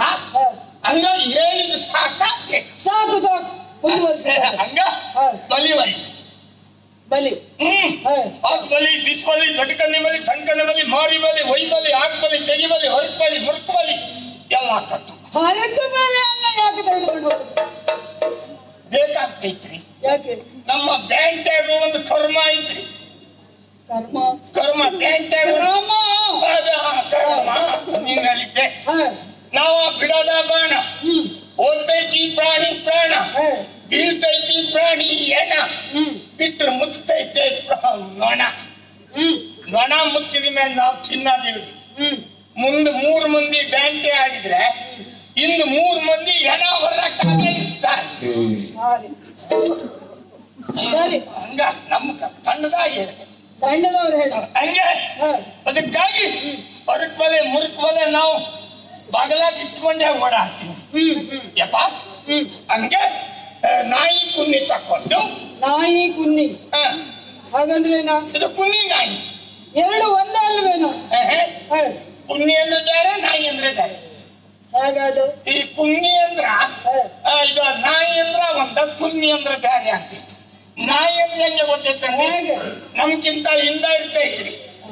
ನಾವು ಬೇಟೆ ಆಡೋ ಹೊತ್ತಿಗೆ ಉಮೋದು ಮಾಡಿ ಆ ನಾಯಿಯನ್ನು ಬೂ ಅಂತ ಕರೆದು ಚೂ ಅಂತ ಬಿಡ್ತೀನಿ. ಅದಕ್ಕೆ ನಾವು ನಾಯಿ ಅಂತ ಕರಿತೀವಿ. ಕುನ್ನಿ ಅಂದ್ರೆ ಯಾವ್ದು? ಕುನ್ನಿ ಅನ್ನಲ್ಲ.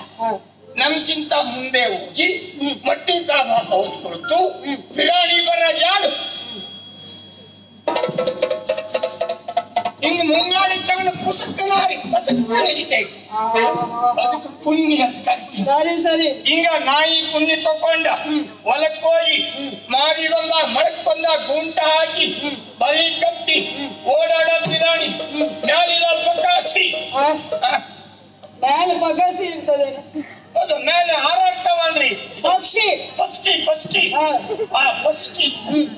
ಫಸ್ಟಿನೇ ಮೊದಲೆಲ್ಲ ಹೊಡೆದಿವ್ರಿ. ನಮ್ ಹೊಡ್ತಾ ಹೆಂಗಿದೆಪ್ಪ? ಈಟಿ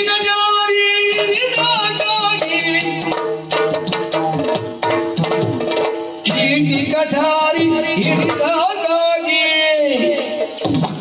ಈಟಿ ಕಠಾರಿ ಹಿಡಿದಾಗಿ ಹಿಡಿದಾಗಿ ಹಿಡಿದಾಗಿ ಬೇಟೆಯಾಡಿ ಬೇಟೆಯಾಡಿ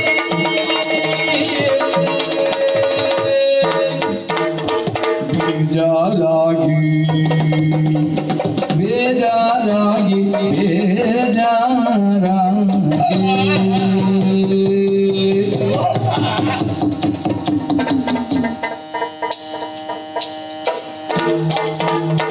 ಬೇಟೆಯಾಡಿ ಬೇಜಾರಾಗಿ ಮೀಟಾದ ದ್ವೈಪಾಯನ ಗೆಳೆತಟಗೆ ಮೀಟಾದ ದ್ವೈಪಾಯನ ಗೆಳೆತಟಗೆ ಬಂದಲ್ಲಿ ನಾವು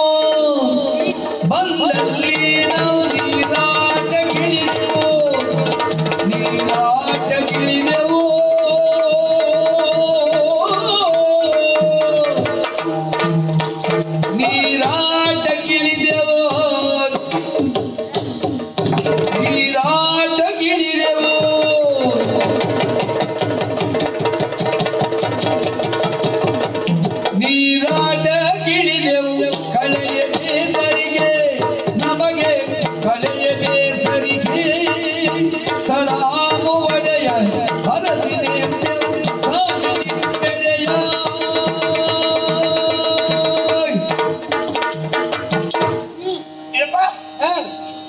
ವಿಷಯ ಎಲ್ಲಿ ನಿಲ್ಸಾಗಿತ್ರಿ? ಅದನ್ನ ನಾನು ನಿನಗೆ ಕೊಡ್ಬೇಕೇನ? ಇದು ಹೊರ್ತಾಯಿ ಹಂಗೆ ಬೇಟಾಡ್ಲಿಕ್ಕೆ ಹೊರಟವ ನಮ್ ಪೆಟ್ಟು ಅಂದ್ರೆ ಹೆಂಗೆ? ಹಾಗೆ ಪೆಟ್ಟು ಒಂದು ತುಂಡೆರಡು. ಏನಪ್ಪ ಅಭಿ ಮಗನೇ, ಪೆಟ್ಟು ಒಂದು ಮೇಲೆ ಎರಡು ತುಂಡು ಆಗುದಲ್ವೇನ? ಕೆಲವ್ರದೆಲ್ಲ ಹಂಗಲ್ಲ, ಪೆಟ್ಟು ಮೂರು ತುಂಡು ಒಂದೇ, ಎರಡು ಆಗದೇ ಇಲ್ಲ, ಎರಡು ಆಗುದಿಲ್ಲ, ಒಂದೇ ತುಂಡು. ಬಿಡ ಯಪ್ಪ ಬ್ಯಾಂಕಿ ಅಂದ್ರ ಎಂತೆಂತ ತಲೆ ತಂದಿವ್ರಿ. ಒಂದಿ ತಲೆ, ಹುಲಿ ತಲೆ, ತಿಮ್ಮನ್ ತಲೆ, ತಿಮ್ಮ, ಸಿಂಹ, ಕರ್ಗಡ್ಡಿ ತಲೆ, ಕರಡಿ, ಕರಡಿ ಕರಡಿ ತಲೆ, ಕೋಳಿ ತಲೆ, ಕೋಳಿ ಕೋಳಿ ಕೋಳಿ, ನಿಮಗೆ ಯಾವ ತಲೆ ಆಡಿತ್ರಿ ಗೊತ್ತಾಗ್ತದೆ? ನನಗೆ ಯಾವ ತಲೆ ಬೇಕು ಅಂತ ನಾನು ನಿನ್ನನ್ನು ಕಳಿಸಿದ್ದು. ನಿಮಗೆ ಬೇಕಾಗಿರೋದು ನಿಮ್ಮ ಹಜಾಮ ಶತ್ರುವಿಂತ ನಿಮ್ಮ ಅದೇ ಅವನ ಹೆಸರು. ಅದೇ ತಲೆ ಕಥೆ ಹೇಳಕ್ ಬರ್ತಿದ್ದು. ಶುರುವಾಗಿಲ್ವ? ಇದು ಪೀಠಿಕೆ. ಪೀಠಿಗೆ ಇಷ್ಟ. ಇನ್ನು ಕತೆ ಯಾವಾಗ ಪ್ರಾರಂಭ ಮಾಡುದು? ಕತೆ ಗಿಡ್ಡ ಇವಾಗ ಪೀಠಿಕೆ ಉದ್ದ ಹೇಳ. ಕತೆ ಗಿಡ್ಡ ಉಂಟು. ಏನು ಇದ್ದೇ ಕತೆ? ಎಲ್ಲಿದ್ದಾನೆ? ಅಲ್ಲ ಬ್ಯಾಂಕಿ ಆಡ್ತಾ ಆಡ್ತಾ ಆಡ್ತಾ ಬ್ಯಾಂಕನ್ನಾಗ ದುಷ್ಕಪ್ಪೆ ಬಂದು ಬ್ಯಾಂಕನ್ನಾಗ ದುಷ್ಕಪ್ಪೆ ಬೇಸರು. ಅದೆಂತ ಹೇಳ್ತಾರಲ್ಲ ದುಷ್ಕಪ್ಪೆ ಅದೆಂತ ಬಂದಂಗ ಆತ್ರಿ. ಅದ ಬಂತ್ರಿ. ಬಂದು ಬಾಯಾರಿಕೆ ಹೆಚ್ಚ. ಬಾಯಾರಿಕೆ ಬಾಯಾರಿಕೆ ನಿರ್ಮಾಣಕ್ಕೆ ಅಂತ ಬಾಯಾರಿಕೆ ಹೆಚ್ಚಾತು. ಬಾಯಾರಿಕೆ ನಿವಾರಣೆಗೆ ಅಂತ ನೀರನ್ನು ನರ್ಸಿ ಯಾವ ನರ್ಸಿ ಅವನ? ಇದು ನೀರನ್ನು ನರ್ಸಿ ನೀರನ್ನ ಅರಸಿ ಮರ ಹತ್ಯಾತು. ಎಂತ ದೊಡ್ಡ ಎಂತ ಜೋಡಿಯ ನೀರನ್ನ ಅರಸುವುದಕ್ಕೆ ಮರ ಹತ್ತುತ್ತಾರೆ ಯಾರಾದ್ರೂ? ಮರದ ಮ್ಯಾಕ ನೀರ್ ಇರ್ತೈತೆ ಅಂತ ಅಲ್ರಿ, ಮೇಲ್ಕ ಹತ್ತಿ ಮುಂದ್ಕ ನೋಡಿದ್ರಿ ಫಸ್ಟ್ ಹಾರಾಡೋದ್ ಕಾಣೋದಿಲ್ಲನ್ರಿ. ಈಗ ಫಸ್ಟ್ ಹಾರಾಡ್ತೈತೆ ಅಂದ್ರ ಕೆಳಗ್ ನೀರ್ ಐತೆ ಅಂತಲೇ ಆಗ್ತಾರೆ. ಹಾಗೆ ತಲೆ ಜೋರುಂಟು. ಅದಕ್ಕಾಗಿ ಅಲ್ಲನ್ರಿ ನೀವು ನನಗೆ ಕಡಿಮೆ ಸಂಬಳ ಕೊಟ್ಟು ನನ್ನನ್ನೇ ಇಟ್ಕೊಂಡಿತ್ತು. ಹಂಗ ಮಾತಿಗೆ ಹೇಳಿತ್ತು. ಹಂಗ ಇದು ದೊಡ್ಡಪ್ಪಯ್ಯನ ಸರೋವರ ಐತಲ್ರಿ. ಯಾವ ದೊಡ್ಡಪ್ಪಯ್ಯ? ಇದು ಸುಸ್ಕೇತದ ಆಚೆಗೆ ನಿಮ್ಮ ದೊಡ್ಡಪ್ಪಯ್ಯನ ಸರೋವರ. ದ್ವೈಪಾಯನ ಸರೋವರ. ಅದಕ್ಕೆ ಹೋಗಿ ಹೊಟ್ಟೆ ತುಂಬಾ ನೀರು ಕುಡಿದು ಮ್ಯಾಲ್ ಬರೋ ಹೊತ್ತಿಗೆ ಕೆಲವು ನಮ್ಮವರೆಲ್ಲ ಹೇಳಿದ್ರು, ಓಸಿ ಆಡೋಣ ನೀರು ಓಸಿ ಆಡೋಣ, ಸ್ವಲ್ಪ ಹೊತ್ತು ಆಡೋಣ ಹಂಗ ಹೇಳಿದ್ರು. ನೀರಾಟ ಮುಗಿಸಿ ಮ್ಯಾಲ್ ಬರೋ ಹೊತ್ತಿಗೆ ನಿಮ್ಮ ಅಪ್ಪನ ಉಪದ್ರ ಹೇಳ ನಮ್ಮಪ್ಪ ಸತ್ತು. ಅಲ್ಲ ಅಲ್ರಿ, ನಿಮ್ಮ ಮೂಲಪ್ಪ ವಾಯುದೇವ. ಅದೇ ವಾಯು ಅವ ರೈನ್ ಅಂತ ಬೀಸ ಹೊತ್ತಿಗೆ ನಮ್ಮವರೆಲ್ಲ ಮಲಗಿದ್ರು. ನಾನು ಎದ್ದು ಬಂದೆ.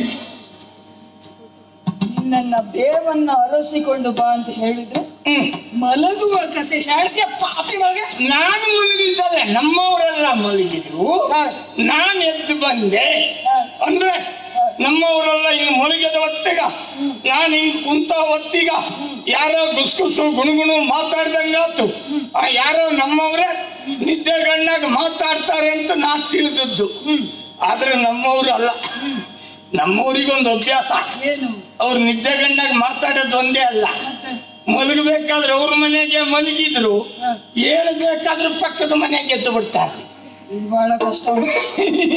ನೀನು ಹಾಗೆ? ನಾನಂಗೆಲ್ಲ ಮಾಡೋದಿಲ್ಲ. ನಾನು ಅಂತ ತಪ್ಪಿನ ಕೆಲಸ ಇವತ್ತಿನವರೆಗೂ ಮಾಡ್ಲಿಲ್ರಿ. ನಾ ಮಲಗಬೇಕಾದ್ರೆ ಪಕ್ಕದ ಮನೆಗೆ ಮಲಗಿದ್ರು, ಹೇಳ್ಬೇಕಾದ್ರೆ ನಮ್ಮ ಮನೆಗೆ ಹೇಳ್ತೀನಿ. ಒಂದೇ ಅಂದ್ರೆ ಇನ್ನೋದ ಕೇಳಿದ್ದು ಓಡಾಡ್ತಾರೆ ಅಂತ. ಅಯ್ಯಪ್ಪ, ಈಚೆ ದರ್ದಾಗ ನಾನಿರುವಾಗ ಆಚೆ ದರ್ದಾಗ ವಿಶೇಷ. ಏನ್ ವಿಶೇಷ?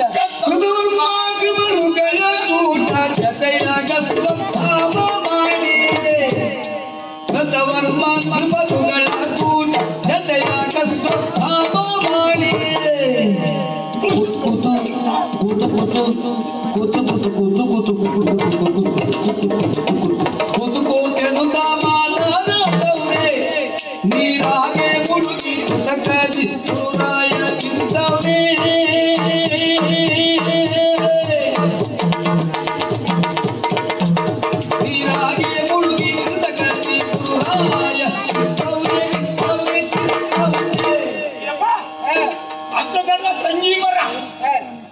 ತಂಗಿ ಮರ ಐತಲ್ರಿ, ಕಪಾಲ ಮೋಕ್ಷ ಕಲ್ಪವೃಕ್ಷ ಅದೇ ತಂಗಿ ಮರ. ಅದರಲ್ಲಿ ಮೂವರವ್ರಿ ಊರು ನಮ್ಮವರೆಲ್ಲ ವಿರೋಧಿ ಪಕ್ಷದವ್ರು. ಯಾರ ಅವ್ರ ಹೆಸರು ಹೊಟ್ಟೆಗೈತ್ರಿ, ಬಾಯಾಗ ಬರೋದೇ ಇಲ್ಲ. ಹೊಟ್ಟೆಗೈತಿ ಅವ್ರ ಹೆಸರು, ಬಾಯಾಗ ಬರೋದಿಲ್ಲ. ಹೊಟ್ಟೆಲ್ಲ ಉಂಟು, ಬಾಯಿಗೆ ಬರೋದಿಲ್ಲ. ಹೌದೇ, ಬಾಯಿಗೆ ಬರ್ಸ್ತಾನಲ್ಲ. ಅದೊಂದು ಕೆಲಸ ಮಾಡಬೇಡಿ. ಹಿಡಿದು ಗಡಿಯಾಗ ಹೊಟ್ಟೆನ ಹೊಡೆದ್ರೆ ಬಾಯಾಗ ಬರೋದಿಲ್ರಿ. ಹಾ, ನೆನಪಾತು. ಏನು? ಕತ್ತಿ ಕರ್ಮ. ಕತ್ತಿ ಕರ್ಮ ವಿರೋಧಿ ಪಕ್ಷದವನು. ಕೃತವರ್ಮ ಜೊತೆ ಕುಪ್ಪಯ್ಯ ಆಚಾರ್ಯನು ಅವನೇ. ಕೃಪಾಚಾರ್ಯ. ಆಮೇಲೆ ನಿಮ್ಮ ಕೋಲ ಉಗುರು, ನಿಮ್ಮ ಕೋಲ ಉಗುರು ಕೋಲಗುರು. ಅವ್ರ ಮಗ ಔಸತ್ತಾಮ, ದ್ರೋಣಾಚಾರ್ಯ, ಔಸತ್ತಾಮ, ಅಶ್ವತ್ಥಾಮ. ಮೂವರು ಅವರೇ ಒಟ್ಟಿಗೆ ಗುಸ್ಗುಸು ಮಾತಾಡ್ತಾವ್ರಿ. ಅವ್ರು ನೋಡೋ ಹೊತ್ತಿಗೆ ಕಣ್ಣೆಲ್ಲ ಕೆರೆಯಾಗಿತ್ತು. ತಲೆಯಲ್ಲಿದ್ದ? ತಲೆ ಮುಗಿದು ತಲೆಯಲ್ಲಿತ್ತು, ಕುತ್ತಿಗೆ ಮೇಲೆ. ಕಣ್ಣು ನೀರಲ್ಲಿತ್ತು ಅಂತ ಹೇಳಿದ್ವಿ. ಹಂಗಲ್ಲ, ಕಣ್ಣಿನ ಶಕ್ತಿ, ದೃಷ್ಟಿ. ಹಿಂಗ ನೀರು ನೋಡಿ ಹೇಳಿದ್ರು, ನಾವದೀವಿ ಮ್ಯಾಲ ಬಾ, ನಾವದೀವಿ ಮ್ಯಾಲ ಬಾ, ನಾವದೀವಿ ಮ್ಯಾಲ ಬಾ ಅಂತ ಕರೆದ್ರಿ.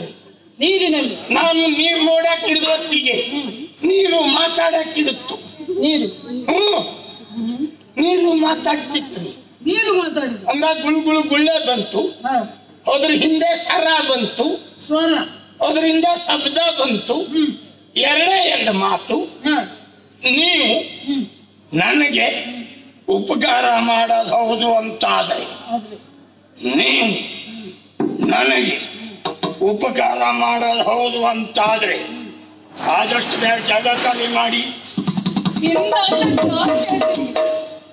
ನಾನ್ ನಿಮ್ಗೆ ಹೇಳಿದ್ದಲ್ಲ, ನೀರಿನ ಆಳ್ಕಾಯ್ತ ಮನುಷ್ಯ ಮೇಲ್ಕಾಯ್ದರಿಗೆ ಹೇಳಿದ್ದು. ಅಲ್ಲಿ ಹಂಗ ಕೇಳಿ ಸರ ಐತೆ ಅಂತ ಯೋಚನೆ ಮಾಡೋ ಹೊತ್ತಿಗೆ ಯಾರ್ಯಾರು ಅಲ್ರಿ ನಿಮ್ಮ ವೈರಿ ಕೋಲು ರಾಯ ನೀರಾಗಿ